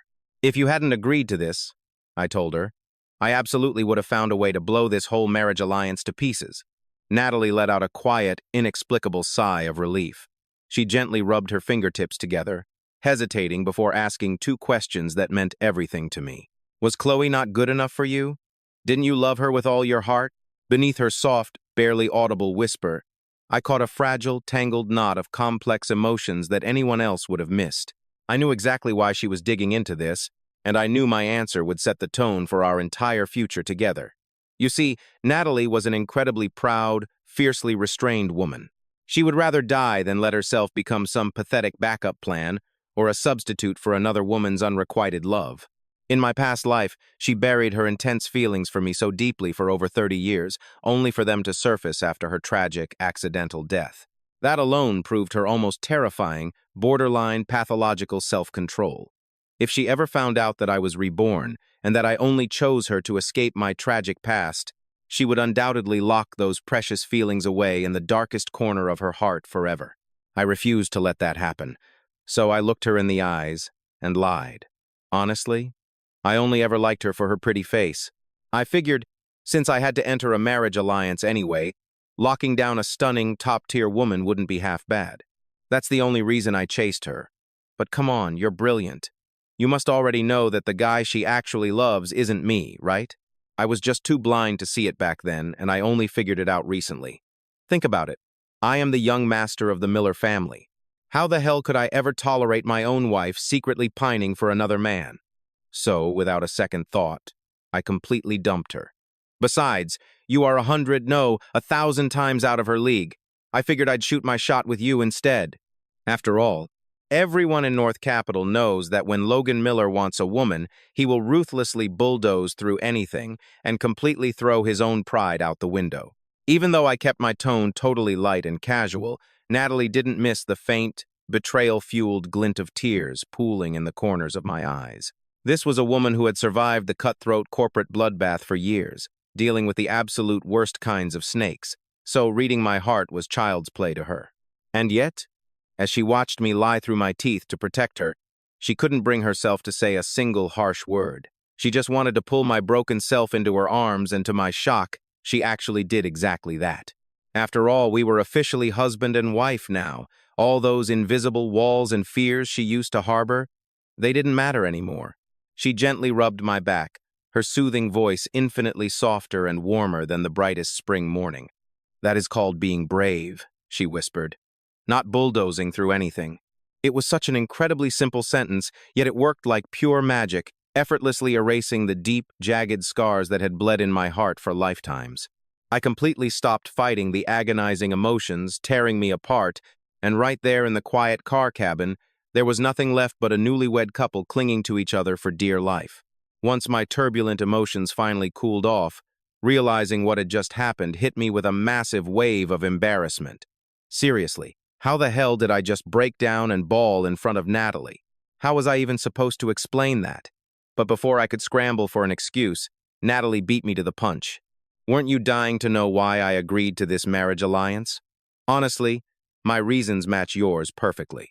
Number one, we are an unstoppable power couple. Number 2, you are an incredibly capable man. And number 3, I am not getting any younger, so it is high time I settled down and started a family. The second those words left her mouth, I knew she was completely humoring my bruised ego. In my past life, she endured endless nagging from her family but stayed fiercely single for my sake, even at 35 years old. So, I just mumbled a soft, teasing complaint under my breath. Liar. A quick flash of surprise danced in Natalie's eyes before she gave a casual, non-committal nod. Well, you lied to me too, so I guess we are even now, 1-to-1. Meanwhile, at that exact same moment, Chloe was relentlessly pouring burning shots of liquor down her throat like there was no tomorrow. Even when she drank until she violently threw up, she absolutely refused to let go of her damn glass. Right beside her, Austin was a total wreck, crying until his eyes were puffy and swollen, begging her with a desperate, hoarse voice. "Chloe, please just put the bottle down. If you keep drinking like this, you're going to end up half dead in the hospital. Stop destroying yourself over some ungrateful bastard who only cares about climbing the social ladder, okay? He isn't worth it." The moment those words hit her ears, Chloe's hazy, violently bloodshot eyes snapped back to a chilling fraction of clarity. She suddenly lunged forward, grabbing Austin violently by the collar, her voice dripping with venomous, drunken slurs. "What do you mean, ungrateful gold digger? He only married my aunt to piss me off," Chloe scoffed. "We have known each other for over 10 years. You think I don't know exactly how his petty little mind works? He just wants me to beg a little, that's all. I am going to go find him right now. Watch, if I so much as crook my finger, he will come crawling right back to me." Shoving a pile of empty liquor bottles out of the way, Chloe staggered to her feet. She swayed heavily as she stumbled toward the exit. Austin just bit his lip and trailed right behind her, his face twisted in bitter resentment. As soon as their cab pulled up to the South Bay Villa, Chloe aggressively punched in the gate code and barged right in. Her violent, non-stop pounding on the front door completely shattered the quiet of the night, waking up the entire house. The butler opened the door, and the moment he realized it was her, he frantically called the staff to drag her inside while preparing to head upstairs to alert Natalie. The chilly night breeze sobered Chloe up just a fraction, but she was still dead set on causing a massive scene. She stomped upstairs and started slamming her fists violently against the master bedroom door. Natalie, fully woken up by the insane racket, threw the door open. Seeing Chloe standing there in a completely trashed, drunken stupor, Natalie's expression instantly froze over. "Take her away and sober her up." Taking the cue, the butler and the house staff immediately dragged a screaming Chloe off toward the downstairs bathroom. That left Austin standing completely alone in the hallway. He quickly lowered his head, trying desperately to make himself invisible. "Good evening, CEO Vance," he murmured, his voice shaking like he was on the verge of tears. Natalie just swept a razor-sharp, freezing glance over him, but right as she opened her mouth to interrogate him about this late-night circus, she heard the soft thud of footsteps coming from behind her. "What is all that crazy racket?" I mumbled, rubbing the sleep out of my eyes as I walked out. The second Natalie saw me, the absolute ice in her eyes melted into a warm, gentle gaze. She turned around, softly took my hand, and whispered, "You go back to bed. I will handle this trash right now." Hearing my voice, Austin could not help but snap his head up, and right there, he saw the exact same guy Chloe had been obsessing over all night long, me now resting comfortably in another woman's embrace, being completely protected and utterly spoiled. Realizing that every single one of his sneaky little schemes had completely crashed and burned, and seeing the guy he despised the most, living the lavish life he so desperately craved, Austin was consumed by pure, unadulterated toxic rage. He just could not resist stirring the pot. "Mr. Miller, Chloe knew you were getting married today, and she spent the whole night absolutely heartbroken. No matter how mad you are at her, you never should have used CEO Vance as a shield just to break Chloe's heart. She already agreed to marry you, man. How could you just betray her and break your word like this?" Wow. I had not seen the guy in a few days, but Austin's talent for gaslighting and spewing passive-aggressive garbage had seriously leveled up. I just slowly raised an eyebrow. Before I could even say a word, Natalie's deep, bone-chillingly commanding voice echoed through the hall. "What a sharp little tongue you have. Tomorrow, I will definitely have to ask my sister-in-law exactly how she managed to train such a clever, yappy little attack dog." Hearing her casually drop the words sister-in-law, a wave of pure terror sent violent shivers crashing down Austin's spine. He knew Chloe's parents absolutely loathed him. They had tried over and over to find a valid excuse to fire his entire leeching family, only surviving because Chloe threw a tantrum every single time. If a titan like Natalie personally brought this complaint to their doorstep, not even God himself could save his family from absolute ruin. Panic instantly set in. Austin frantically started to stammer, his words clumsily tripping over his own trembling tongue. "No, that is not it, CEO Vance. Everything I said is the absolute truth. The only person Mr. Miller ever wanted to marry is our young lady. Literally everyone in North Capital knows it." But before that rat could even finish his sentence, I casually rolled my shoulders and delivered two insanely sharp, brutally heavy punches straight to his jaw. I put my entire body weight into it, rocking Austin so hard that he saw a whole galaxy of stars. "What right do you have to hit me?"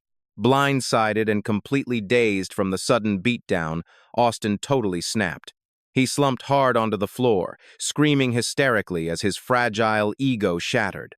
I just cast a cold, casual glance down at him. "The first punch is for when you drove that car and purposely hit me last time. The second punch? That is just me returning the favor. Is that really so hard for your tiny brain to process?" The second those words left my mouth, Natalie's gaze turned into absolute murder. When she slowly looked down at the pathetic mess on the floor, the suffocating dark gravity in her eyes made Austin's blood run ice cold. There was no hot anger, there was not even basic contempt. There was only a terrifying, hollow indifference, like she was staring down at a cockroach she was about to crush. In a flash, Austin's scalp went completely numb.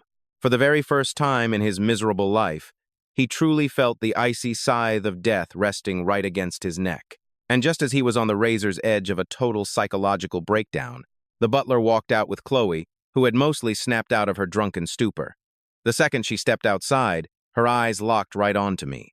She stumbled forward, lunging out in a desperate attempt to grab me, only to have her hand violently slapped away by Natalie.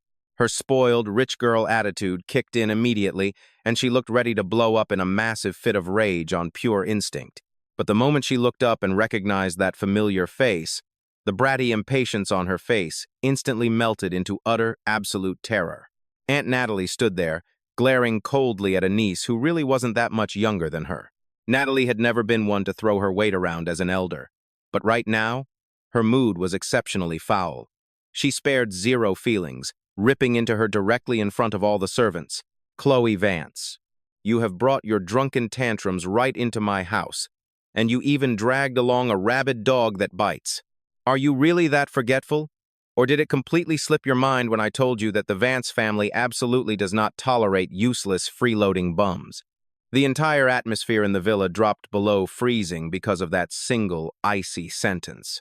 No one even dared to breathe out loud, everyone shrinking back in fear as they tried to make themselves as invisible as possible, terrified they might accidentally cross the head of the family. Well, everyone except for me. This was the first time I had ever seen Natalie get this furious, and it was also the very first time I had seen the usually lawless, untamable Chloe Vance get whipped so thoroughly into submission. I honestly couldn't help but marvel at the beautiful sight. Truly, there is always a bigger fish in the pond. Now that I had the ultimate boss backing me up, there was absolutely no reason for me to hold back or swallow my pride anymore. I figured I might as well lay everything out perfectly clearly. "Chloe, since you will have to call me uncle from this day forward, there are a few things I am just going to state plainly. I have zero desire to get dragged into the dramatic, cringeworthy love story between you and Austin. The two of you deserve each other perfectly, but none of your mess has anything to do with me anymore. Do not ever show your face in front of me for no reason again. I have my own family now, and like it or not, I am your elder. Even if we happen to cross paths down the line, I expect you to maintain the absolute basic level of respect for me. I am not asking you to bow down and worship the ground I walk on, but you cannot lack proper manners. That is the only way you will stop people from gossiping and saying the Vance family completely failed to raise its daughters properly. Don't you agree?" Those few biting sentences left Chloe shaking uncontrollably with pure, unadulterated rage. Just as she frantically scrambled to find the right words to fire back, she heard another voice that struck absolute terror straight into her heart. Did you fail to understand him? Or did you understand perfectly? Seeing Chloe bury her head in total submission to admit her mistake, Natalie finally looked exhausted. Leaving behind one final threat, she grabbed my hand and led me back to our room. If you understood, why haven't you left yet? Do you need me to call the staff to physically toss you out? Chloe didn't dare to stick around for a single second longer. She roughly yanked Austin along as they fled downstairs in a panicked, pathetic rush. The villa instantly settled right back into a peaceful quiet. I let out a big yawn, and just as I collapsed back onto the bed, Natalie nestled directly into my embrace. What exactly was that car accident about? Was that scar on your forehead from that time? You need to tell me. I didn't want her to worry, so I tried to brush it off with a light laugh. Hey, it is fine. It is all in the past now. Look at me. Aren't I perfectly healthy? Natalie just knitted her brows, cutting me off as she pulled out her phone to call the hospital and book a full physical checkup. Getting hurt is never a small matter. Hearing the raw, undeniable worry and deep concern in her tone, my throat tightened. I was so insanely moved I almost cried, but I forced back the tears. Instead, I sat there and recounted every single crazy thing that had happened recently, telling her my whole story from beginning to end. Fast forward to the afternoon of the very next day. Chloe was violently shaken awake from a deep, hazy sleep. Clutching her throbbing, dizzy forehead, she peeled her eyes open, fully intending to scream and explode in anger, only to see Austin sobbing hysterically right in her face. "Chloe! The madam wants to fire my mother and father. She is kicking my entire family straight out of the Vance estate. Please, you have to think of a way to fix this." The blurred hangover fog lingering in her brain instantly vanished without a trace. The moment she processed those words, she bolted upright in bed, completely shell-shocked. "No, that is impossible." Frantic, she grabbed her phone, dialing her mother to figure out exactly what the hell was going on. But the very second the call connected and her mother heard why she was calling, she hung up on her instantly. There is absolutely zero room for discussion on this matter. Hearing that cold, unyielding rejection, Austin just wailed even louder, clinging to her arm and begging non-stop. "Miss Chloe, please, just talk to the madam one more time, won't you? My family didn't do a single thing wrong. I just wanted to stay by your side. That's all I ever wanted. You know how I feel about you, right?" Seeing him completely break down like a helpless mess, Chloe's heart practically shattered for the guy. After frantically tracking down her mother's current location, she dragged Austin's entire family along and bolted straight for the main ancestral estate. The old estate was usually dead silent, but today, it was packed. Even from way down the driveway, you could hear the loud hum of a massive crowd. Chloe had zero clue what was going down inside. At first, she figured it'd be safer to just wait outside until her mom came out to talk. But after standing there for barely 3 to 5 minutes, she couldn't take Austin's pathetic, tearful begging anymore, and just barged right through the front doors. The very second those grand living room doors swung open, every single head in that massive hall snapped toward them. There they were, the elders, the younger generation of the Vance family, and even my own parents. They were all gathered under one roof, while Natalie and I were literally right in the middle of kneeling before Elder Vance for the formal tea ceremony. Taking one look at this highly formal scene, Chloe instantly realized she had screwed up. The timing couldn't have been worse. She was just about to quietly turn around and drag her people back out. But Austin's mom? Yeah, she clearly had zero ability to read the room. Wiping her face, the woman threw herself straight to her knees right in front of Chloe's parents. Sobbing and wailing at the top of her lungs, she cried out, "Madam, my husband and I have served you and the master for over 10 years. I watched the young miss grow up with my very own eyes. Why on earth are you firing our entire family without so much as a single word of explanation? If we did something wrong, just tell us. We'll fix it, I swear." Having their own servants stir up such a trashy, chaotic scene in front of this massive elite gathering made Madame Vance's face turn completely black with rage. "Enough. Whatever this issue is, we will discuss it when we get home. This is the main estate. You are entirely out of line." But hearing they were at the main estate just made Austin's mother wail even louder. She actually crawled right up to the family elder to scream about her grievances. In the blink of an eye, This beautifully traditional tea ceremony turned into a trashy daytime courtroom drama filled with screaming and crying. The three members of the butler's family stubbornly demanded that the elder step in and judge the situation for them. Chloe's parents were so furious they were practically dizzy. But because of all the high society guests watching, they couldn't just have security drag them out kicking and screaming. Now, Elder Vance had always been a generous guy who never mistreated his staff. So, hearing all this wailing, he was obviously going to demand a clear explanation. Seeing that her terrifying grandfather was personally stepping in, Chloe instantly knew a massive disaster was brewing. She didn't dare breathe a single word, frantically shooting desperate, wide-eyed looks at Austin. But Austin? He was way too wrapped up in his own pathetic misery.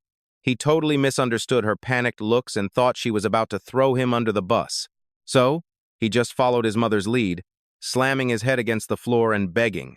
Seeing this whole circus about to spiral completely out of control, Natalie casually picked up a glass from the table and violently smashed it right at the feet of Austin's family. Smash! Shards of glass exploded everywhere. Instantly, the grand hall, which just a second ago was a total madhouse, dropped into a dead, terrifying silence. After gently helping me into a chair, Natalie calmly walked up to the elder.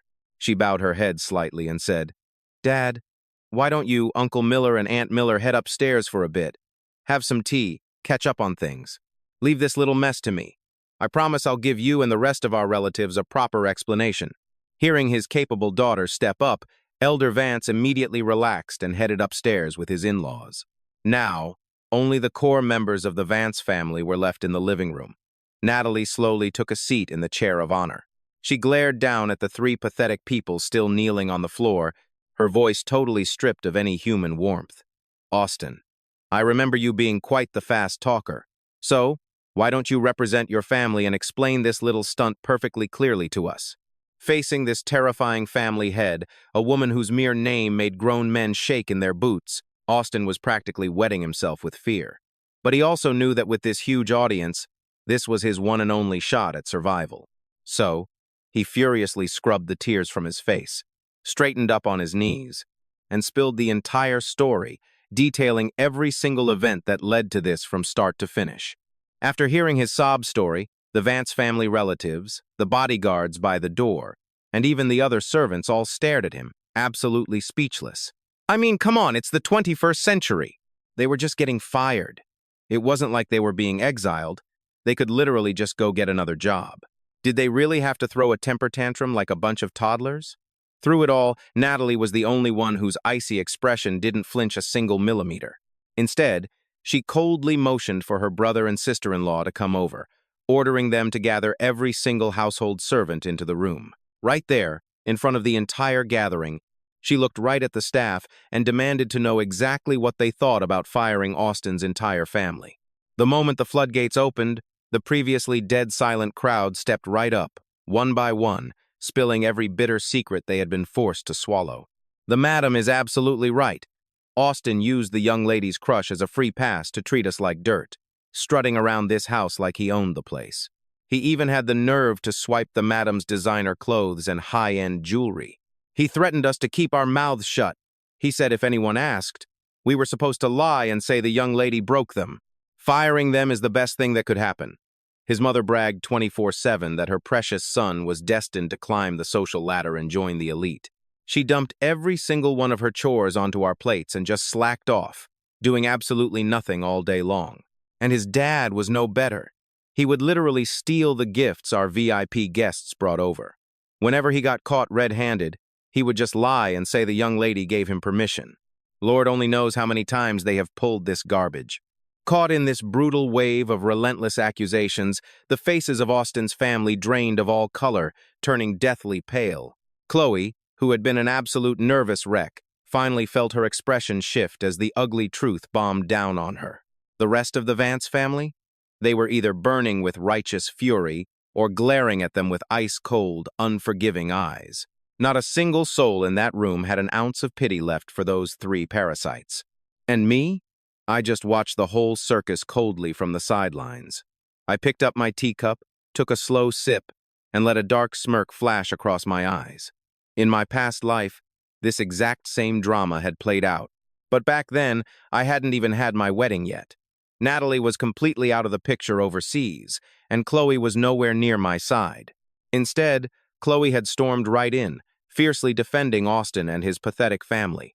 The elderly Grandpa Vance had let his heart soften at their fake crocodile tears, and actually chewed out Chloe's parents right on the spot. Even though Chloe's parents took the blame that day, they did not wait long before finding another excuse to kick Austin's family to the curb anyway, forcing them to pay massive compensation. Thanks to that overwhelming debt, Austin's family ended up in the terrifying grip of ruthless loan sharks. Backed into a hopeless corner, his parents had no choice but to literally marry Austin off to the underworld debt collector just to wipe the slate clean. By the third year of that miserable marriage, his wife tragically bit the dust, and my own destiny was forced into a massive turning point because of his newfound freedom. But now that I had hit the reset button on my life and swapped out my fiancé, the entire plot had been flipped totally upside down, staring down the exact same scenario. But with Natalie holding the reins of power, I knew deep down everything was going to be radically different.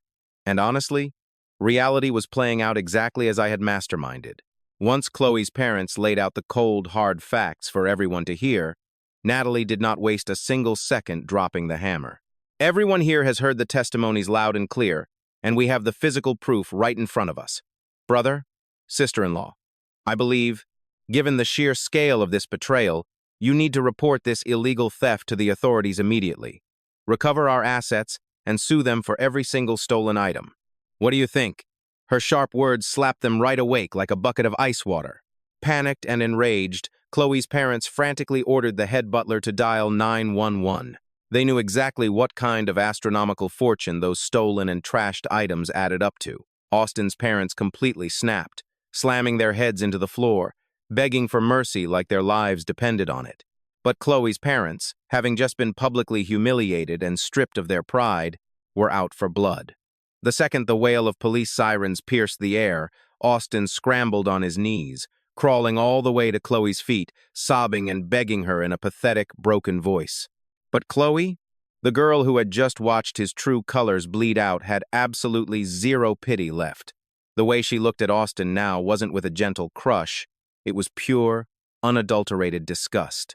Since things have gone this far, from now on, the rest of her cold rejection died right in her throat.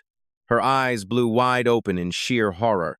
She watched in absolute disbelief as Austin's father bolted into the kitchen, grabbed a heavy blade, and permanently ended it all right then and there.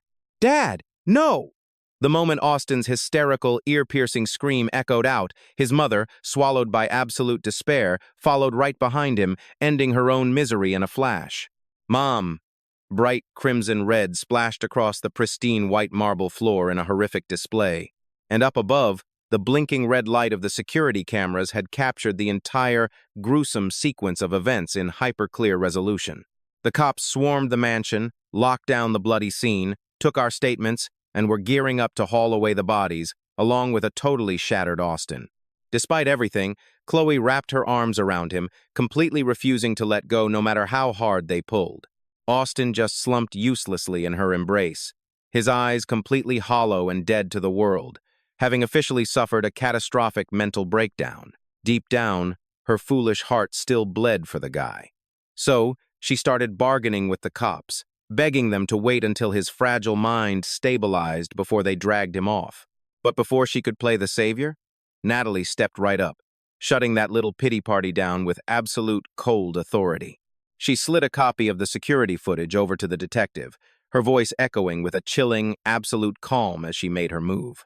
"Detective Jiang, this footage is crystal clear. It catches Austin red-handed, trying to murder my husband. I want a formal investigation opened immediately. No holding back." Hearing that, Austin, who had been mumbling like a total madman just seconds ago, snapped violently awake. He thrashed around, screaming at the top of his lungs, "It wasn't me! That was a complete accident. The cops already cleared my name. And Chloe signed a liability waiver for me too. You can't pin this on me for one tiny mistake." As he frantically shouted to save his own skin, Chloe desperately tried to step in and back up his story. But Natalie shut her down before she could even take a breath. "Detective Jiang, My husband and the girl who signed that pathetic document are nothing more than casual friends. That waiver at the station means absolutely nothing in the eyes of the law. On top of that, my husband is personally demanding a full investigation to make him pay. Do we have an understanding? Detective Jiang's face instantly went dead serious. He firmly grabbed the evidence and yanked Austin up by the arm, ready to drag him away. Chloe actually tried to block their path, but Natalie froze her right in her tracks with one brutal threat. If you take a single step out of those front doors today, you can kiss the Vance family name goodbye forever. The Vance family has zero tolerance for a traitor who works hand in glove with a wannabe murderer. Besides, you were standing right there on the day it all went down, and it's your signature on that worthless waiver. You better believe the cops are going to drag you in for questioning soon enough. I suggest you tell them exactly what happened without skipping a single detail. Whether you're an innocent bystander or a guilty accomplice, we'll let the judge and jury decide. Chloe's face drained of all color, turning pale as a ghost right next to him. She didn't dare to breathe another word. Watching her back down like a coward, the very last spark of hope completely died out in Austin's eyes. Tapping into pure, desperate rage, he violently ripped himself free from the detective's grip. He lunged straight at Chloe, slamming a vicious heavyweight punch right into her face. His voice cracked with sheer, toxic despair. "Chloe Vance! I can't believe you're such a weak, pathetic, cold-blooded, and heartless woman. I read you completely wrong. You deserve to be treated like dirt by Logan. You deserve to get tossed aside by him, and you damn well deserve to be played by me. Ha! Let me spell out the ugly truth for you. I never gave a single damn about you. Every bit of sweet talk was just a cheap trick to milk you for cash and expensive gifts. Being a walking ATM was the only reason you were ever useful to me. Aside from your wallet and your pretty face, you're just a completely useless piece of garbage." Hearing that, a thought crossed my mind. If I ever got a second chance at life, I'd stay far, far away from her right from the start. Luckily for me, heaven handed me that exact reset button. In this life, I finally grabbed hold of my own happiness. I would honestly rather marry a common servant than ever give you a second glance, Chloe. The look in Chloe's eyes, which still held a pathetic glimmer of pity and doubt just moments ago, froze completely solid with every venomous word Austin spat at her. For the first time in her miserable life, it finally clicked. The man she had hopelessly loved and fiercely protected all these years was nothing but a disgusting, bottom-feeding parasite. She violently shoved Austin off her chest. Her voice trembled with an ungodly mix of suffocated rage and absolute heartbreak. "Get the hell out!" The cops quickly dragged the screaming, kicking man out of the old Vance family estate.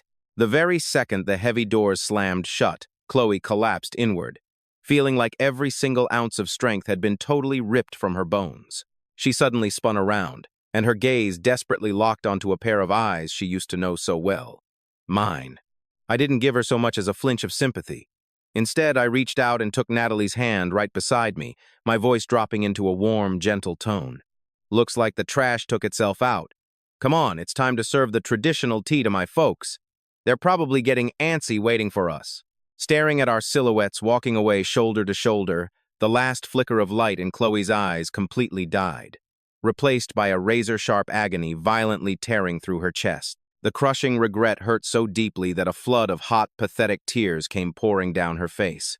She finally realized that a massive piece of her soul was being brutally ripped away, slowly drifting out of her reach forever. Later that day, on the ride back home, Natalie obsessively flipped through the medical checkup report her secretary had rushed over. She must have read the line, "Minor superficial scrapes. Internal organs and bone structures show zero signs of damage," at least 6 or 7 times before her racing heart finally settled down into total relief. I smoothly snatched the medical papers from her grip and tossed them into my bag, chuckling lightly. "I already promised you I was perfectly fine. You were the one who dragged me to the doctor this morning. Are you finally satisfied now? I just needed to see the lab results with my own 2 eyes." She fired back warmly. "Taking a little extra time to be absolutely sure just makes me feel a whole lot better." She was absolutely right. I nodded, but then a massive realization hit me out of nowhere. "When exactly did you get your hands on the security footage from Chloe's villa?" "Just this morning," Natalie replied, cool and confident. I blinked, completely caught off guard. "Wait, Chloe didn't know?" "She didn't need to," Natalie smirked. After all, every single asset to her name has to pass through my hands first.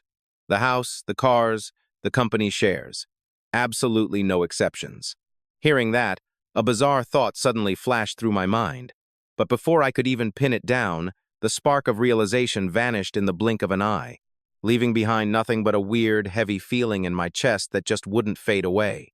But hey, since the mess with Chloe was finally over and done with, I pushed the thought aside. Instead, I eagerly asked Natalie if she wanted to taste my cooking. She shot me a wide-eyed look, completely blown away. You actually know how to cook? Honestly? At 21 years old, I didn't know the first thing about it. But in my past life, right after we had our little girl, I spent a ton of time learning the ropes from a pro nutritionist. Still, I didn't want to get cocky or act like some master chef in front of her. I played it humble, telling her I only knew the basics. Well, cut to me in the kitchen, absolutely torching a perfectly good plump catfish until it was a literal block of charcoal. As thick black smoke started pouring out into the hallway, my smug confidence completely melted into pure, unadulterated panic. Scrambling for a decent excuse, I muttered, "Look, I only know how to make health food. Pan-frying a whole fish is a first for me, so it's totally normal to mess up, right?"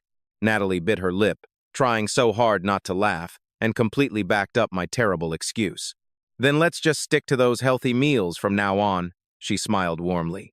"It's better for both of us to eat well, live a long life, and grow old together." It was such a beautiful, innocent thing to say. Yet hearing it hit me with a crushing wave of sadness.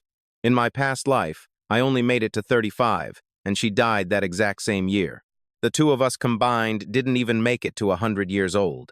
In this life, our destinies have been completely rewritten, but nobody really knows what terrifying twists still lie ahead. Catching the distant look in my eyes, Natalie quickly figured out I was spiraling into some dark thoughts. She jumped in to change the subject. "But hey, if you don't even know how to cook fish, why on earth did you suddenly want to try it today?" That one simple question totally choked me up. I stammered, struggling to find any kind of cool response. Frustrated and a little embarrassed, I wiped my soot-covered hands right onto her designer clothes. I heard it was your favorite." "That's why I tried. Man, if I knew you were just going to roast me, I wouldn't have even bothered." Natalie just laughed, gently coaxing me while she wiped the grime off my hands. "Even if my sweet husband burns it to a crisp, I'd still eat every bite. How about we order a few more fresh ones? I'll stand right here and help you watch the stove. We are definitely going to nail this today." Hearing her say that, my bruised ego instantly bounced back. I rolled up my sleeves again, and after what felt like hours of grueling kitchen warfare, and sacrificing 3 more fish that stared back at me with dead, unblinking eyes, I finally managed to brew a perfect, rich, creamy white fish soup. Natalie immediately whipped out her phone to snap a picture, posting the very first social media update she had ever made in her life. The first bowl of fish soup made by my amazing husband. Within just a few minutes, the likes and comments blew up, rocketing way past 99 plus. Wait, who made that? Logan? Since when does he know his way around a kitchen? We had no idea. Oh my God, I am so fiercely jealous right now. Someone needs to come over and cook me a bowl right now. Just one sip, please. Next time we meet, you have to make my brother-in-law show off his skills. And as fate would have it, Chloe happened to be scrolling past that exact post. She stared blankly at the screen. Her eyes locked onto the hand in the corner of the frame, my hand, proudly wearing a wedding band. In that split second, the crushing weight of her own miserable reality finally hit its absolute peak. That ring was supposed to be hers. That steaming bowl of soup was supposed to be cooked just for her. But now, it was all completely gone. She had absolutely nothing left, doomed to a lifetime of bitter, cold loneliness. Where exactly did it all go so wrong? Chloe couldn't wrap her head around it. Pushed to the edge, she tried to drown her gnawing regrets in cheap booze. But once the alcohol hit, all those forbidden, desperate feelings came violently clawing their way out. Completely breaking down, she couldn't stop herself from calling my number. I ignored her, but on the 4th desperate attempt, it finally connected. She sat there in a drunken, pathetic daze, her voice thick with tears. "Logan, I was so wrong before. I never should have pushed you away all those times. I'm so sorry. I know you still care about me deep down. You only married my aunt just to get back at me, right? Please, Just divorce her and come back to me. Okay? I promise you. From now on, I will be completely, entirely yours." She sobbed into the phone, pouring out every pathetic, obsessive thought she had been bottling up inside. But the line remained dead, silent from start to finish, practically suffocating her. This agonizing silence drove Chloe to the edge of panic. "Logan, why aren't you saying anything?" she pleaded, her voice trembling. "Honey, where's the hairdryer?" The second that faint, painfully familiar woman's voice drifted through the speaker, Chloe's breath hitched, her lungs freezing in her chest. A split second later, Natalie's voice rang out right against the receiver, sharp and crystal clear. "Hold on, I'll bring it right over to you."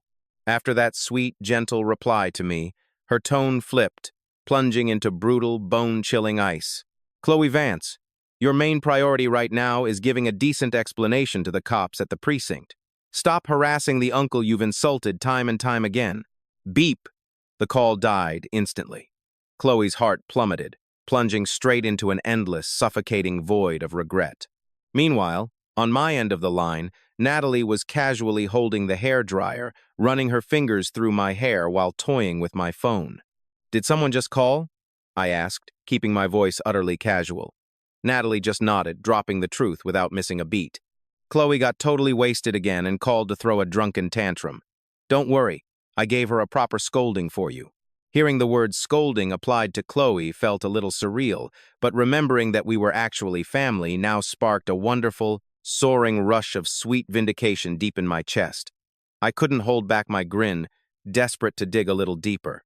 From the sound of it, you lecture her all the time. But aren't you only 6 years older than her? Seeing the burning curiosity plastered across my face, Natalie let out a soft, amused chuckle. Back when she was in kindergarten, she was an absolute terror.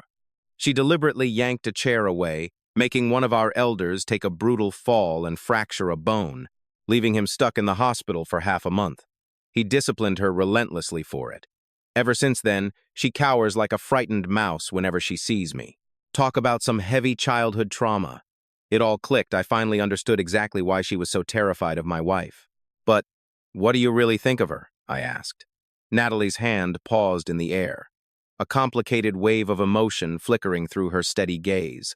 After a heavy, drawn-out silence, she weighed her words carefully and gave it to me straight. Way too impulsive, incredibly immature, and utterly incapable of handling any real responsibility. It was a brutally honest, dead-on evaluation. I was blown away by Natalie's razor-sharp read on people. Riding that high, I couldn't resist asking the million-dollar question, what did she think of me? This time, she hesitated for a long while before smiling. Smart, totally rational, incredibly decisive, and most importantly, you have phenomenal taste. Across 2 entirely different lifetimes, this was the very first time anyone had ever used words like that to describe a guy like me. But only I knew the truth.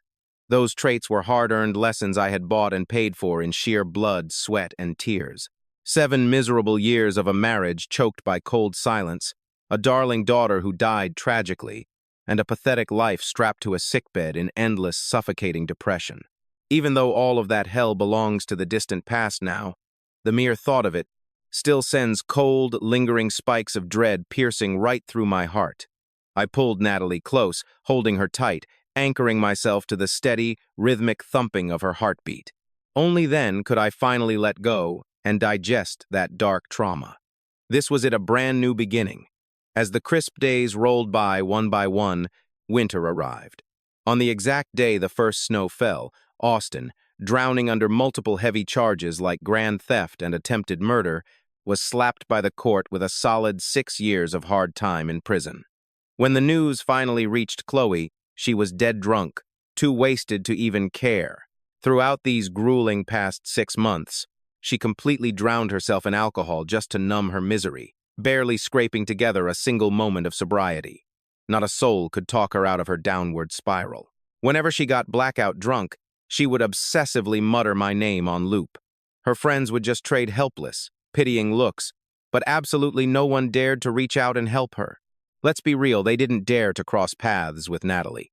After all, the paparazzi had blasted out photos of us honeymooning overseas over and over, capturing a deeply in-love newlywed couple peaking in romance right before New Year's Eve. Natalie flew us back home from our honeymoon just in time to ring in the new year.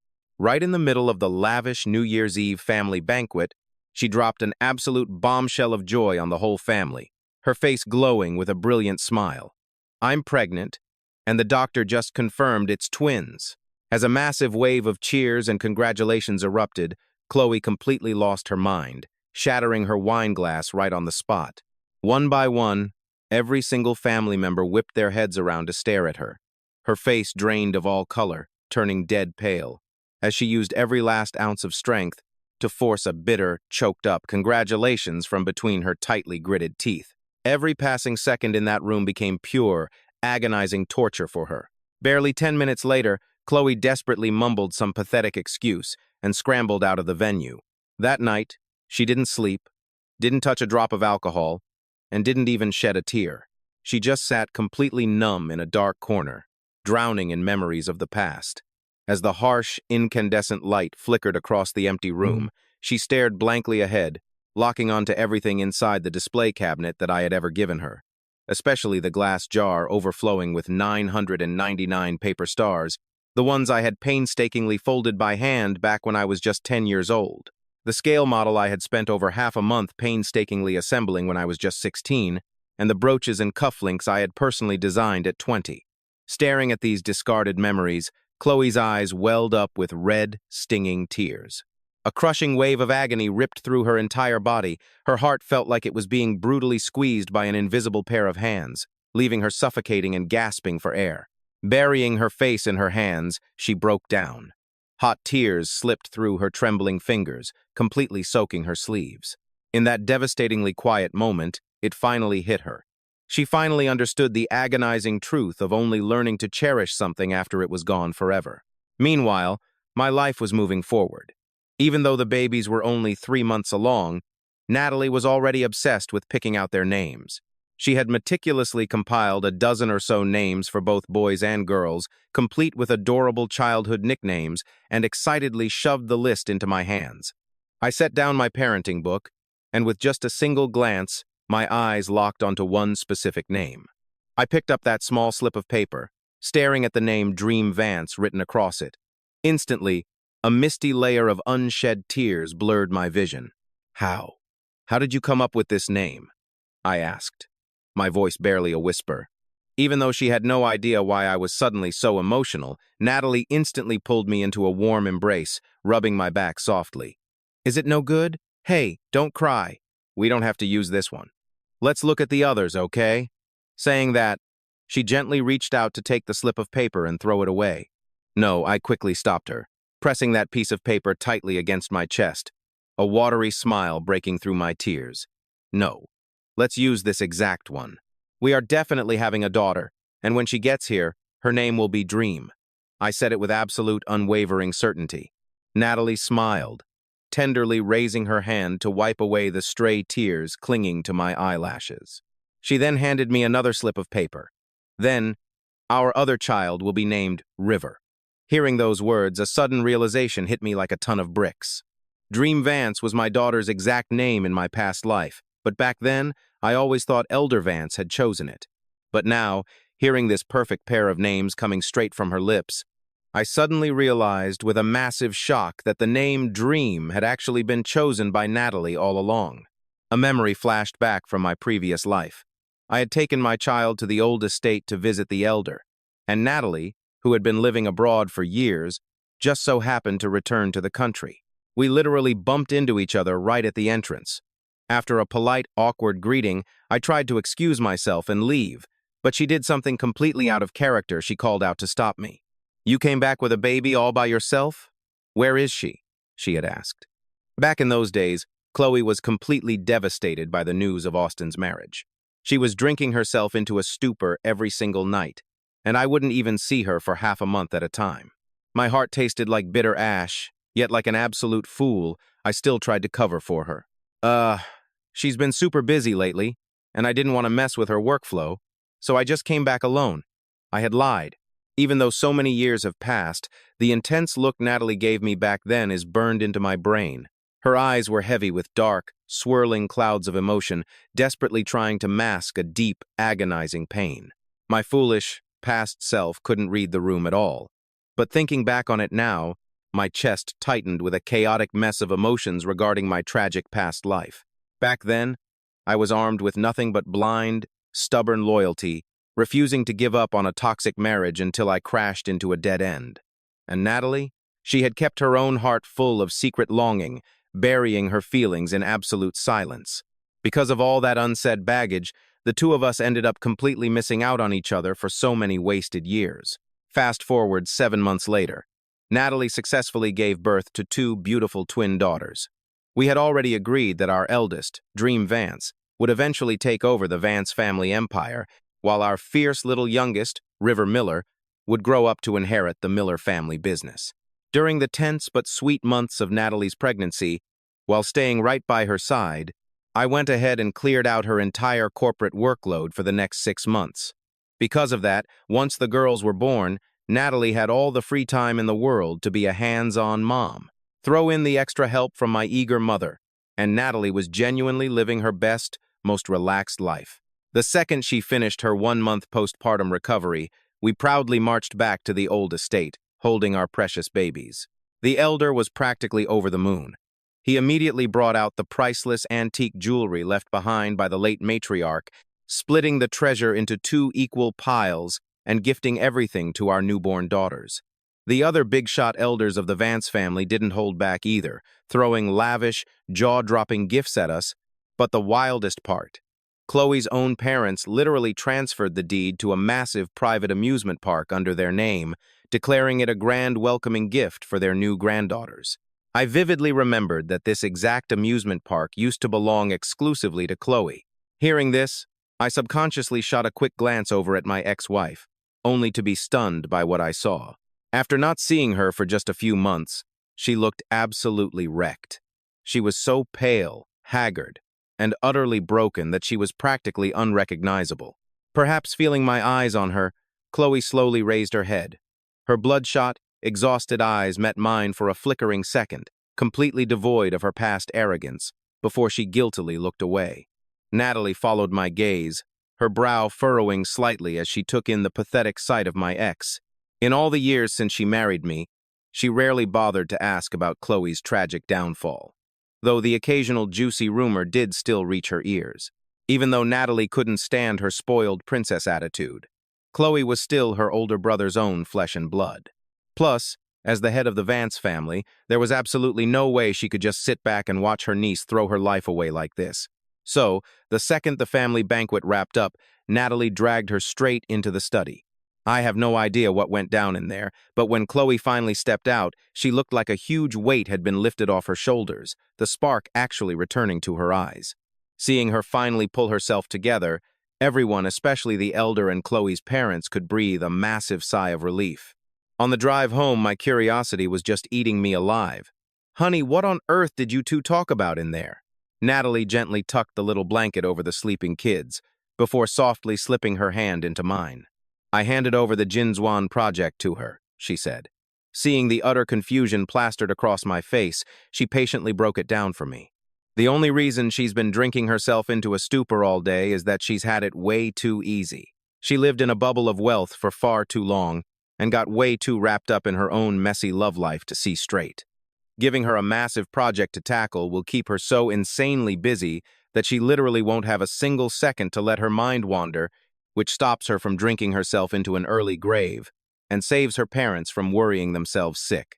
Year after year, freezing winters melted away into warm, bright springs. Our 2 little ones grew up right before our eyes, going from cute, babbling babies to running around shouting for mom and dad.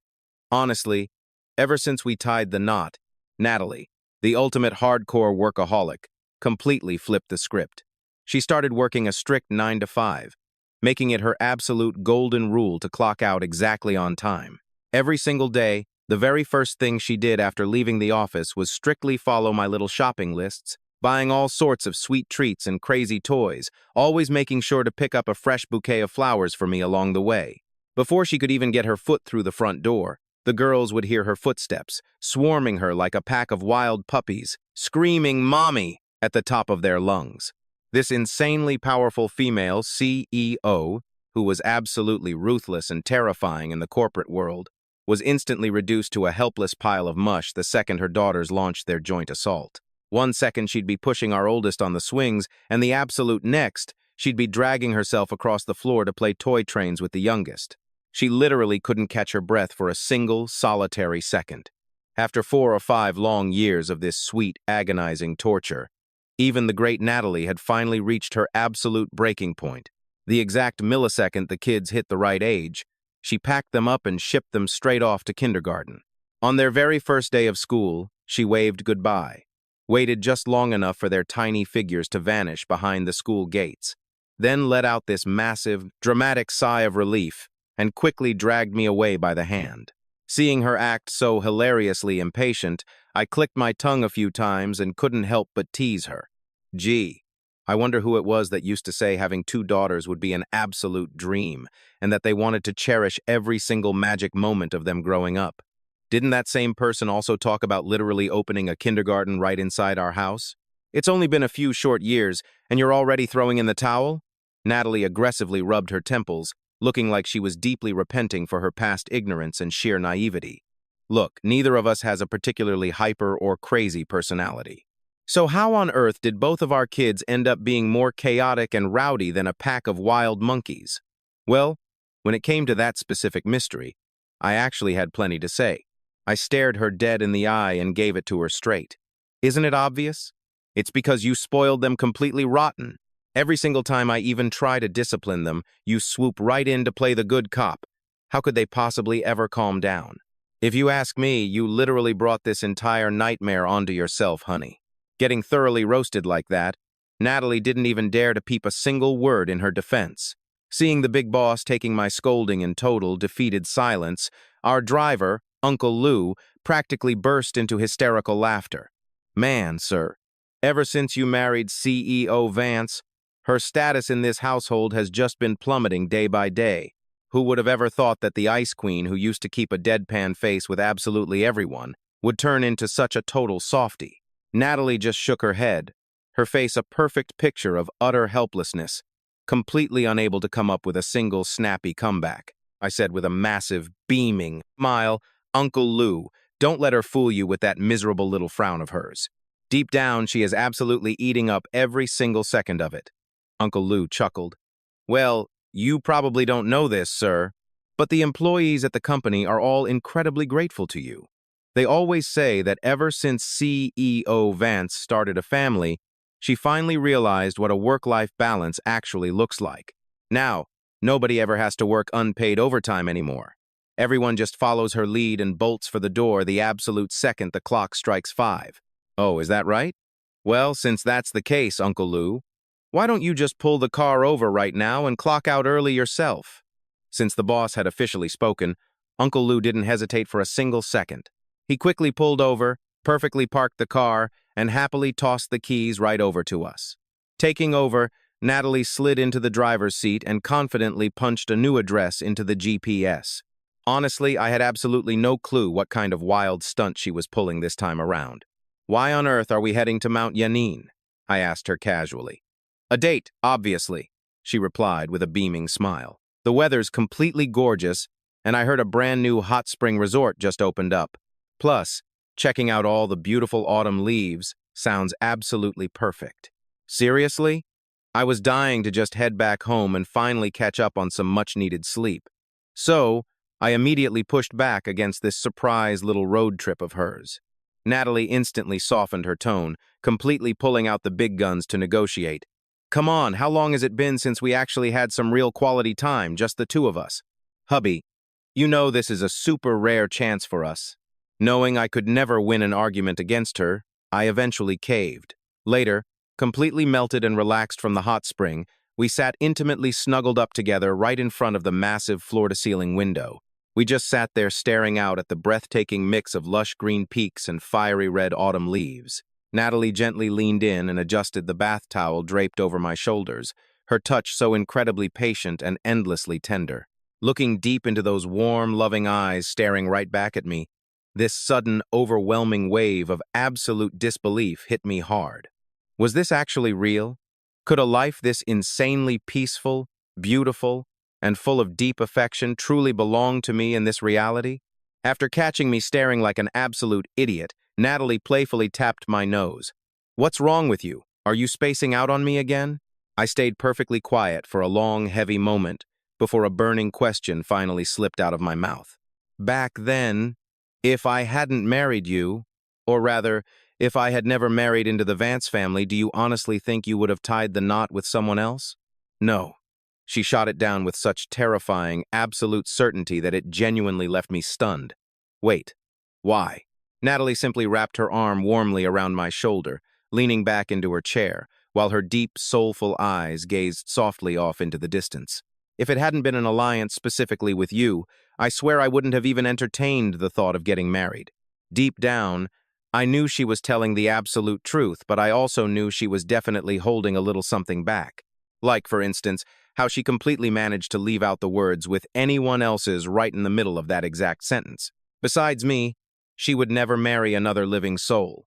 I had already discovered that brutal, unwavering truth in my past life, so I believed her without a single sliver of doubt. But man, in this second life, even after being happily married for all these long years, and with our kids practically growing up so big before our eyes, she somehow still hides this massive, secret crush on me with absolutely flawless, bulletproof secrecy. Honestly, I couldn't help but completely admire her insane, superhuman level of self-control. Fast forward to the exact day of our twin daughter's 6th birthday, the family elder insisted on throwing them this massive, over-the-top birthday banquet. I made sure to specifically take 2 days off work, and our little family of 4 headed over to the old family estate a whole day early to prepare. But right as the grand party was about to kick off, the custom castle cake we had ordered days ago was still nowhere to be seen. Natalie quickly grabbed her keys, wanting to drive down to the bakery, but I flat out refused to let her step even 1 foot out that door. I aggressively insisted on having the staff scramble to bake 2 temporary replacement cakes instead. But damn it, I knew the girls had been obsessively dreaming about that spectacular castle cake for weeks, and the thought of leaving them disappointed completely crushed me. Even the elder, who hopelessly spoiled his great-granddaughters, chimed in, telling Natalie to just do a quick run and hurry back. Yet, I still stubbornly stood my ground. Natalie naturally tried her hardest to argue and persuade me at first, but the second she noticed my slightly trembling hands and the sheer, unadulterated terror flashing deep within my eyes, her heart instantly melted. She slowly dropped the car keys on the table. "Hey, it's a perfectly happy birthday. What's got you so spooked? If you really don't want me to go, I simply won't. Just take a breath and cheer up, all right?" Only then did my racing heart slowly start to calm down, but I still gripped her hand for dear life. Why? Because I remembered with absolute horrifying clarity that in my past life, Natalie had suffered a brutal, fatal car crash on this exact day, our daughter's 6th birthday. Now, in this second chance at life, even though I had already changed the trajectory of our future, there was absolutely no way in hell I was taking any risks. The soul-crushing, agonizing pain of losing my absolute closest and dearest person in the world was something I had already barely survived once before. So, this time around, I didn't care what it took. I was keeping her locked safely right by my side. When the little ones found out the castle cake wasn't coming, they were totally devastated. They sat on the garden swing side by side, holding hands, aggressively pouting and sighing dramatically. Right then, Chloe happened to arrive. Spotting the sulking twins, a soft, gentle smile crossed her face as she walked over, clutching their beautifully wrapped, carefully prepared gifts. She fully intended to surprise the girls, but abruptly paused in her tracks when she overheard the two of them muttering back and forth to each other. "Why wouldn't Dad just let Mom go pick up the cake for us?" "I don't know. But since Dad totally forbade it, Mom is definitely going to listen to him. Whatever. We'll just make Mom buy us an even better one next year instead." "Yeah. By then, we'll be a whole year older, so the castle has to be, like, way prettier and a million times bigger." Hearing this, Chloe's heart stirred. What cake? The second they saw her, the 2 little girls threw themselves right into her arms, endlessly chanting, "Auntie! Auntie!" in their sweet, babyish voices, They spilled the whole story about the missing cake. Chloe nodded, handing them their gifts and giving their heads a gentle pat. You two be good and stay home for a bit, okay? Auntie is going to go grab that cake for you. The girls didn't cheer right away. Instead, they grabbed her hands from both sides. No need, Auntie. Mom said we're just eating a regular cake today. If she finds out, she's going to be so mad. Yeah, Auntie. If you leave now, you won't make it back in time to watch us blow out the candles. What if there isn't enough cake, just like when we were little? Looking at their quirky, mischievous little faces, Chloe spaced out for a split second, almost feeling like it was two of me standing right in front of her. The memories of me trailing behind her as a kid, endlessly calling out her name, were things she couldn't forget to this day. But sadly, there was no turning back time. She closed her eyes to hide the raw emotion, forcing a bright smile back onto her face. It's completely fine. Just don't tell your mom. Auntie will pick it up for you, but you have to promise to secretly save a slice of birthday cake for me, deal? After the three of them pinky swore to seal the secret deal, Chloe grabbed her keys and headed out. Just before stepping through the door, she glanced back as if possessed and saw me pulling the two kids back into the living room. To her, I, Logan, still looked exactly the way I did at 20 years old, as if time hadn't left a single mark on me. But Chloe knew deep down that everything was completely different now. I no longer belonged to her. Only after my figure vanished behind the door did Chloe gloomily get into her car. The weather today was totally overcast and gloomy. She stared at the slowly dropping mileage on her GPS while waiting at a red light. When she finally looked up again, a heavily battered, beat-up car suddenly pulled up in the right lane. It stopped dead even with her, rolling down its window. She glanced over without thinking. But the second she saw that heavily emaciated, skeletal face staring back at her, her blood ran cold. The very next second, a massive force violently slammed into her vehicle. Glass shards exploded everywhere from the windows, and blood spewed out like a geyser. Spreading even faster than the excruciating physical pain was an endless, terrifying wave of confusion and numbness. Right before blacking out completely, Chloe used every last shred of her fading strength to violently yank the necklace from her neck. On the shattered dashboard screen, a song was still softly playing in the background. To think that I once held you in my life truly breaks my heart. The brutal news of Chloe's accident didn't reach me until exactly 8 hours later. That night, our family was still staying over at the old estate. The two girls were already out cold, still muttering in their sleep about saving a slice of cake. My wife and I just figured they were still obsessing over that castle cake. So, right as we were talking about ordering a fresh one tomorrow, Natalie got a phone call. Her bright, smiling face turned dead serious in an instant. She frantically threw on her coat. My brother just said Chloe got into a horrific car crash. I have to go to the hospital right now to see what's happening. Logan, you stay here with the kids and my dad. Don't make a scene about this just yet. Hearing that news, I was utterly paralyzed with shock. I had honestly believed that as long as Natalie stayed home, she could totally escape her tragic fate. Yet, I never in a million years expected Chloe to be the one taking the hit instead. They both suffered brutal accidents on the exact same day, and for the exact same reason. They were both members of the Vance family. With all these crazy coincidences stacking up, it forced my mind down a dark path. Was this truly the unyielding will of heaven? Or was someone pulling the strings from the shadows? If it really was just twisted destiny, then why the hell did Chloe end up suffering the gruesome fate meant for Natalie? But if this was premeditated murder disguised as an accident, then who on earth harbored such massive, toxic hatred toward the Vance family? I racked my brain all night long, yet I couldn't find a single solid lead. Right at dawn, my phone buzzed with a text from Natalie. Resuscitation failed. It was just 2 simple words. Yet, the crushing weight behind them hit me like a freight train. Clenching my fists until my knuckles turned white, I squeezed my eyes shut, and my heart, which had been racing frantically all night, plunged straight into a silent, pitch-black abyss at this exact moment. So many years had passed, and truth be told, I had long since let go of all my past grudges against Chloe. I honestly just saw her as a distant relative, but at the end of the day, we still had over 10 years of history together. So, hearing the sudden news of her passing completely out of left field didn't break my heart, but it still left me feeling totally suffocated. What I felt right then was closer to a blank, helpless sense of total confusion. It was this heavy mix of despair over losing an old friend and a creeping terror at just how brutally random fate could be. Once the funeral finally wrapped up, Natalie sat me down to share the police investigation results. The cops confirmed it was premeditated murder, but right now, they have absolutely zero clues about who the killer actually is. The car didn't even have a license plate, and the detective figured it was probably stolen straight out of some junkyard. The whole case is still an active, ongoing investigation. From the exact moment the crash happened, right up until the doctors called the time of death, Chloe had been tightly clutching a single necklace in her hand. We had no idea if the killer left it behind, or if it carried some other dark, hidden meaning. Hearing that made me frown. A necklace? What kind of necklace? Natalie pulled out a photo taken at the hospital and handed it right over to me. It only took one single glance for me to instantly recognize that blood-stained piece of jewelry.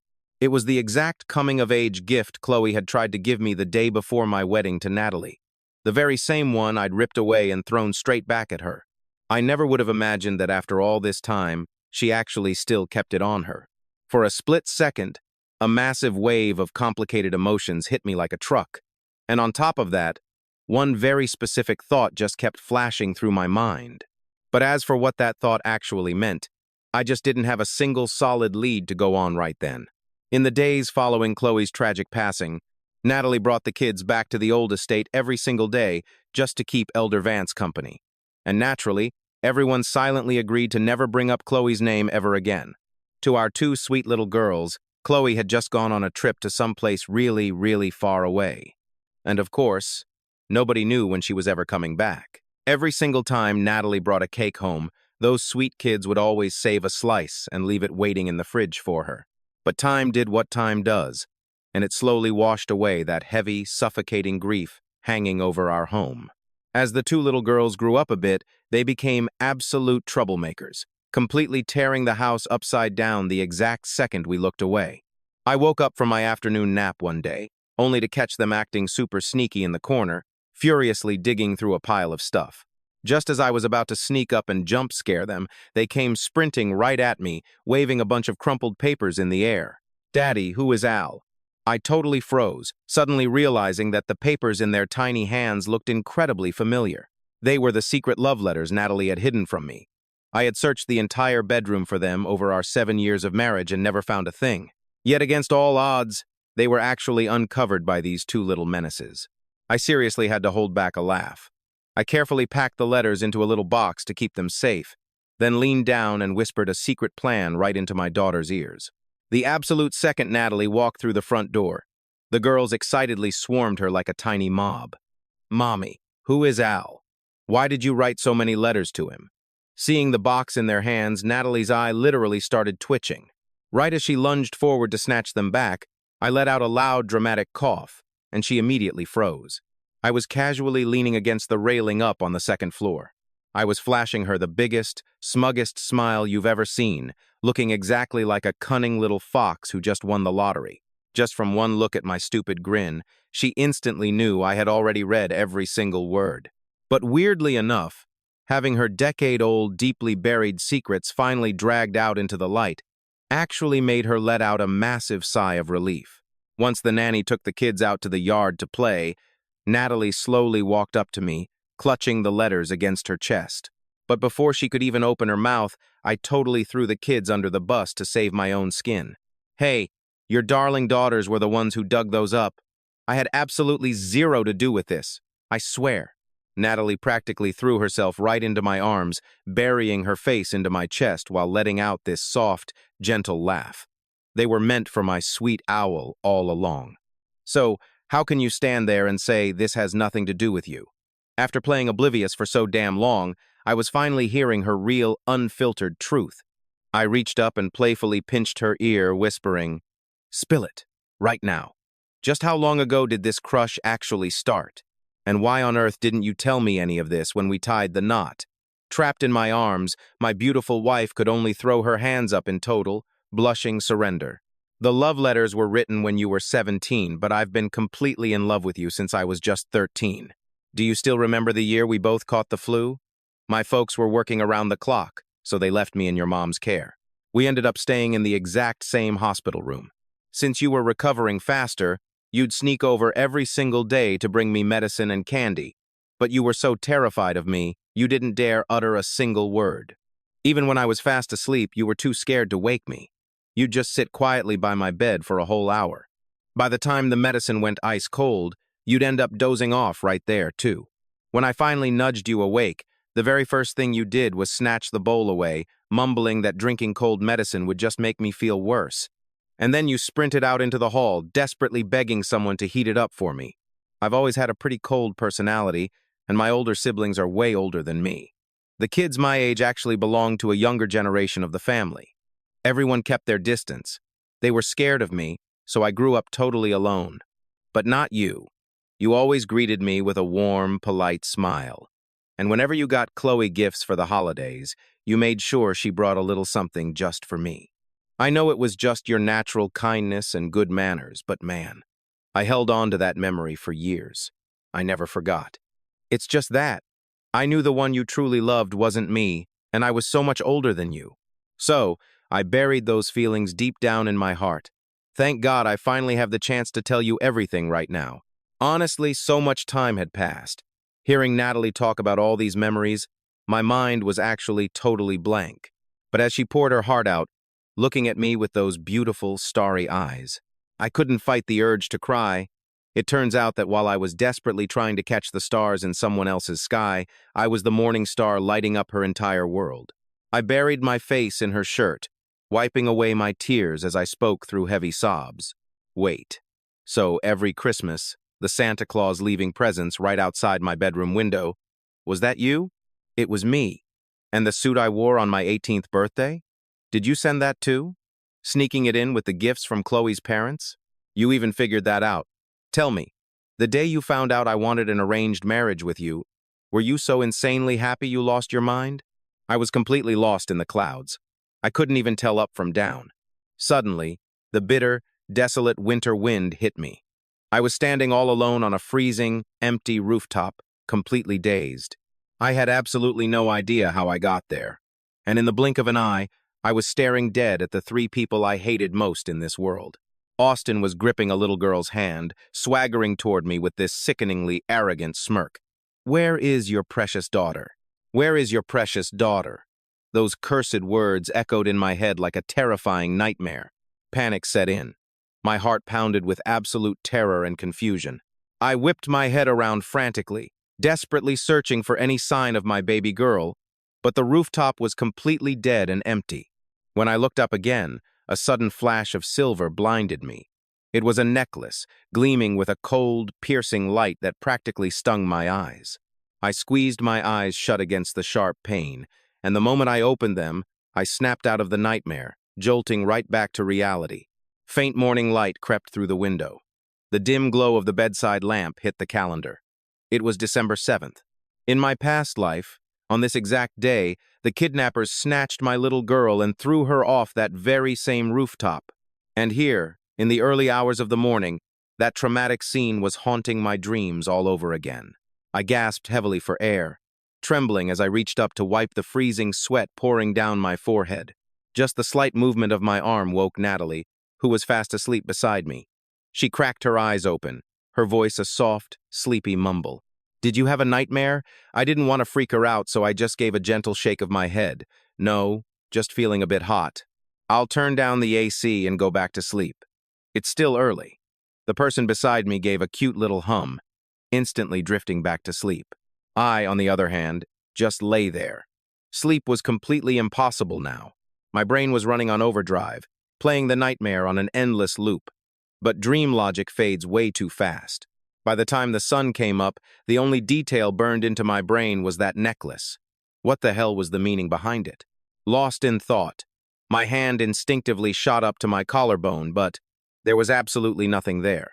That horrifying emptiness sent a violent shiver crashing right down my spine. Then, it hit me like a truck. I remembered the exact reason why I had given that necklace back to Chloe. It was all because that bastard Austin had his eye on it. He was so insanely jealous of my life that he wanted to rip away every single thing I owned. And that definitely included the necklace. Just before Chloe died, her hands were locked onto it. She gripped it like her life depended on it. Was she trying to tell me that Austin was the one who actually killed her? A freezing shudder ran down my spine as it hit me. All those messed up things that had been driving me crazy for so long, they finally clicked into perfect clarity right then and there. Think about it. In my past life, Austin ended up with Chloe. But to actually become her husband, he had two massive, unavoidable mountains blocking his path. The first mountain was Dream and me. The second was Natalie. Dream and I held the legal status as Chloe's husband and daughter, standing right in his way. Meanwhile, Natalie had total control over the absolute lifeblood of the entire Vance family. So, the bastard made a vicious, calculated move. He orchestrated that deadly car crash and the kidnapping just to wipe out both of his obstacles in one brutal sweep. But in this life, because I snatched the upper hand from the start, the entire trajectory of this twisted story finally changed. At just 27 years old, both of Austin's parents were dead. He got locked up for 6 grueling years, and his entire life became an absolute pathetic mess. Hitting rock bottom like that, knowing his sick personality. The second he got out of prison, he was absolutely guaranteed to come hunting for revenge. Now, Chloe is already dead, and next on his hit list, it would be Natalie's turn, then me, and then my innocent children. My blood ran cold, realizing today just happens to be December 7th. Every single detail was lining up perfectly with my doomed past life. It was a massive, sickening conspiracy all along. Snapping out of it, I frantically shook the woman beside me awake, begging her to get up right this second. Natalie, who had barely just drifted off to sleep, was dragged completely dazed straight down to the police precinct. We barged in and immediately tracked down the detectives handling the fatal car crash investigation and slammed the truth about the necklace right on their desk. Using that crucial clue, the cops moved lightning fast to track down Austin's exact whereabouts. We stayed locked inside our house, fiercely guarding our 2 little kids for the entire day. Finally, right around dusk, my phone rang. It was the police. "Mr. Miller, based on the clues you provided, we successfully ambushed and arrested Austin and his accomplices right outside the kindergarten. He's already given a full confession." Hearing those words, the suffocating, massive mountain that had been crushing my chest instantly crumbled to dust, vanishing completely. My 2 sweet daughters, completely unaware of the horrifying dangers of the world, saw the tension finally leave my face. Only then did they dare to rush into my arms, looking up with big eyes. "Dad, I'm so hungry. I want sweet and sour pork ribs, but don't make them for my sister. She lost a tooth yesterday. She can't even chew them. Let's just eat shrimp instead, okay?" I chuckled, rubbing their heads. "All day long, you 2 little rascals think about nothing but food." A warm trace of total, undeniable amusement flashed right through my eyes. I playfully nudged Natalie, raising my chin toward the kitchen. "The kids are starving. Aren't you going to step up and take charge of dinner?" Natalie stood up, ready to play along, but the exact second she took a step forward, the 2 kids frantically yanked her back. "Wait! If Mom is cooking, let's just go out to eat instead. Or we can have Aunt Shen make it." "Yeah, no way I'm eating Mom's food. It's way too salty." Seriously, way too salty. The bright, teasing laughter of our family slowly drifted out into the night, blending perfectly with the warm city lights that illuminated home after home. And tonight, the lush green mountains stretch out far and wide under the stars. The floating clouds drift by gently, ushering in the absolute finest, most beautiful season in the human world.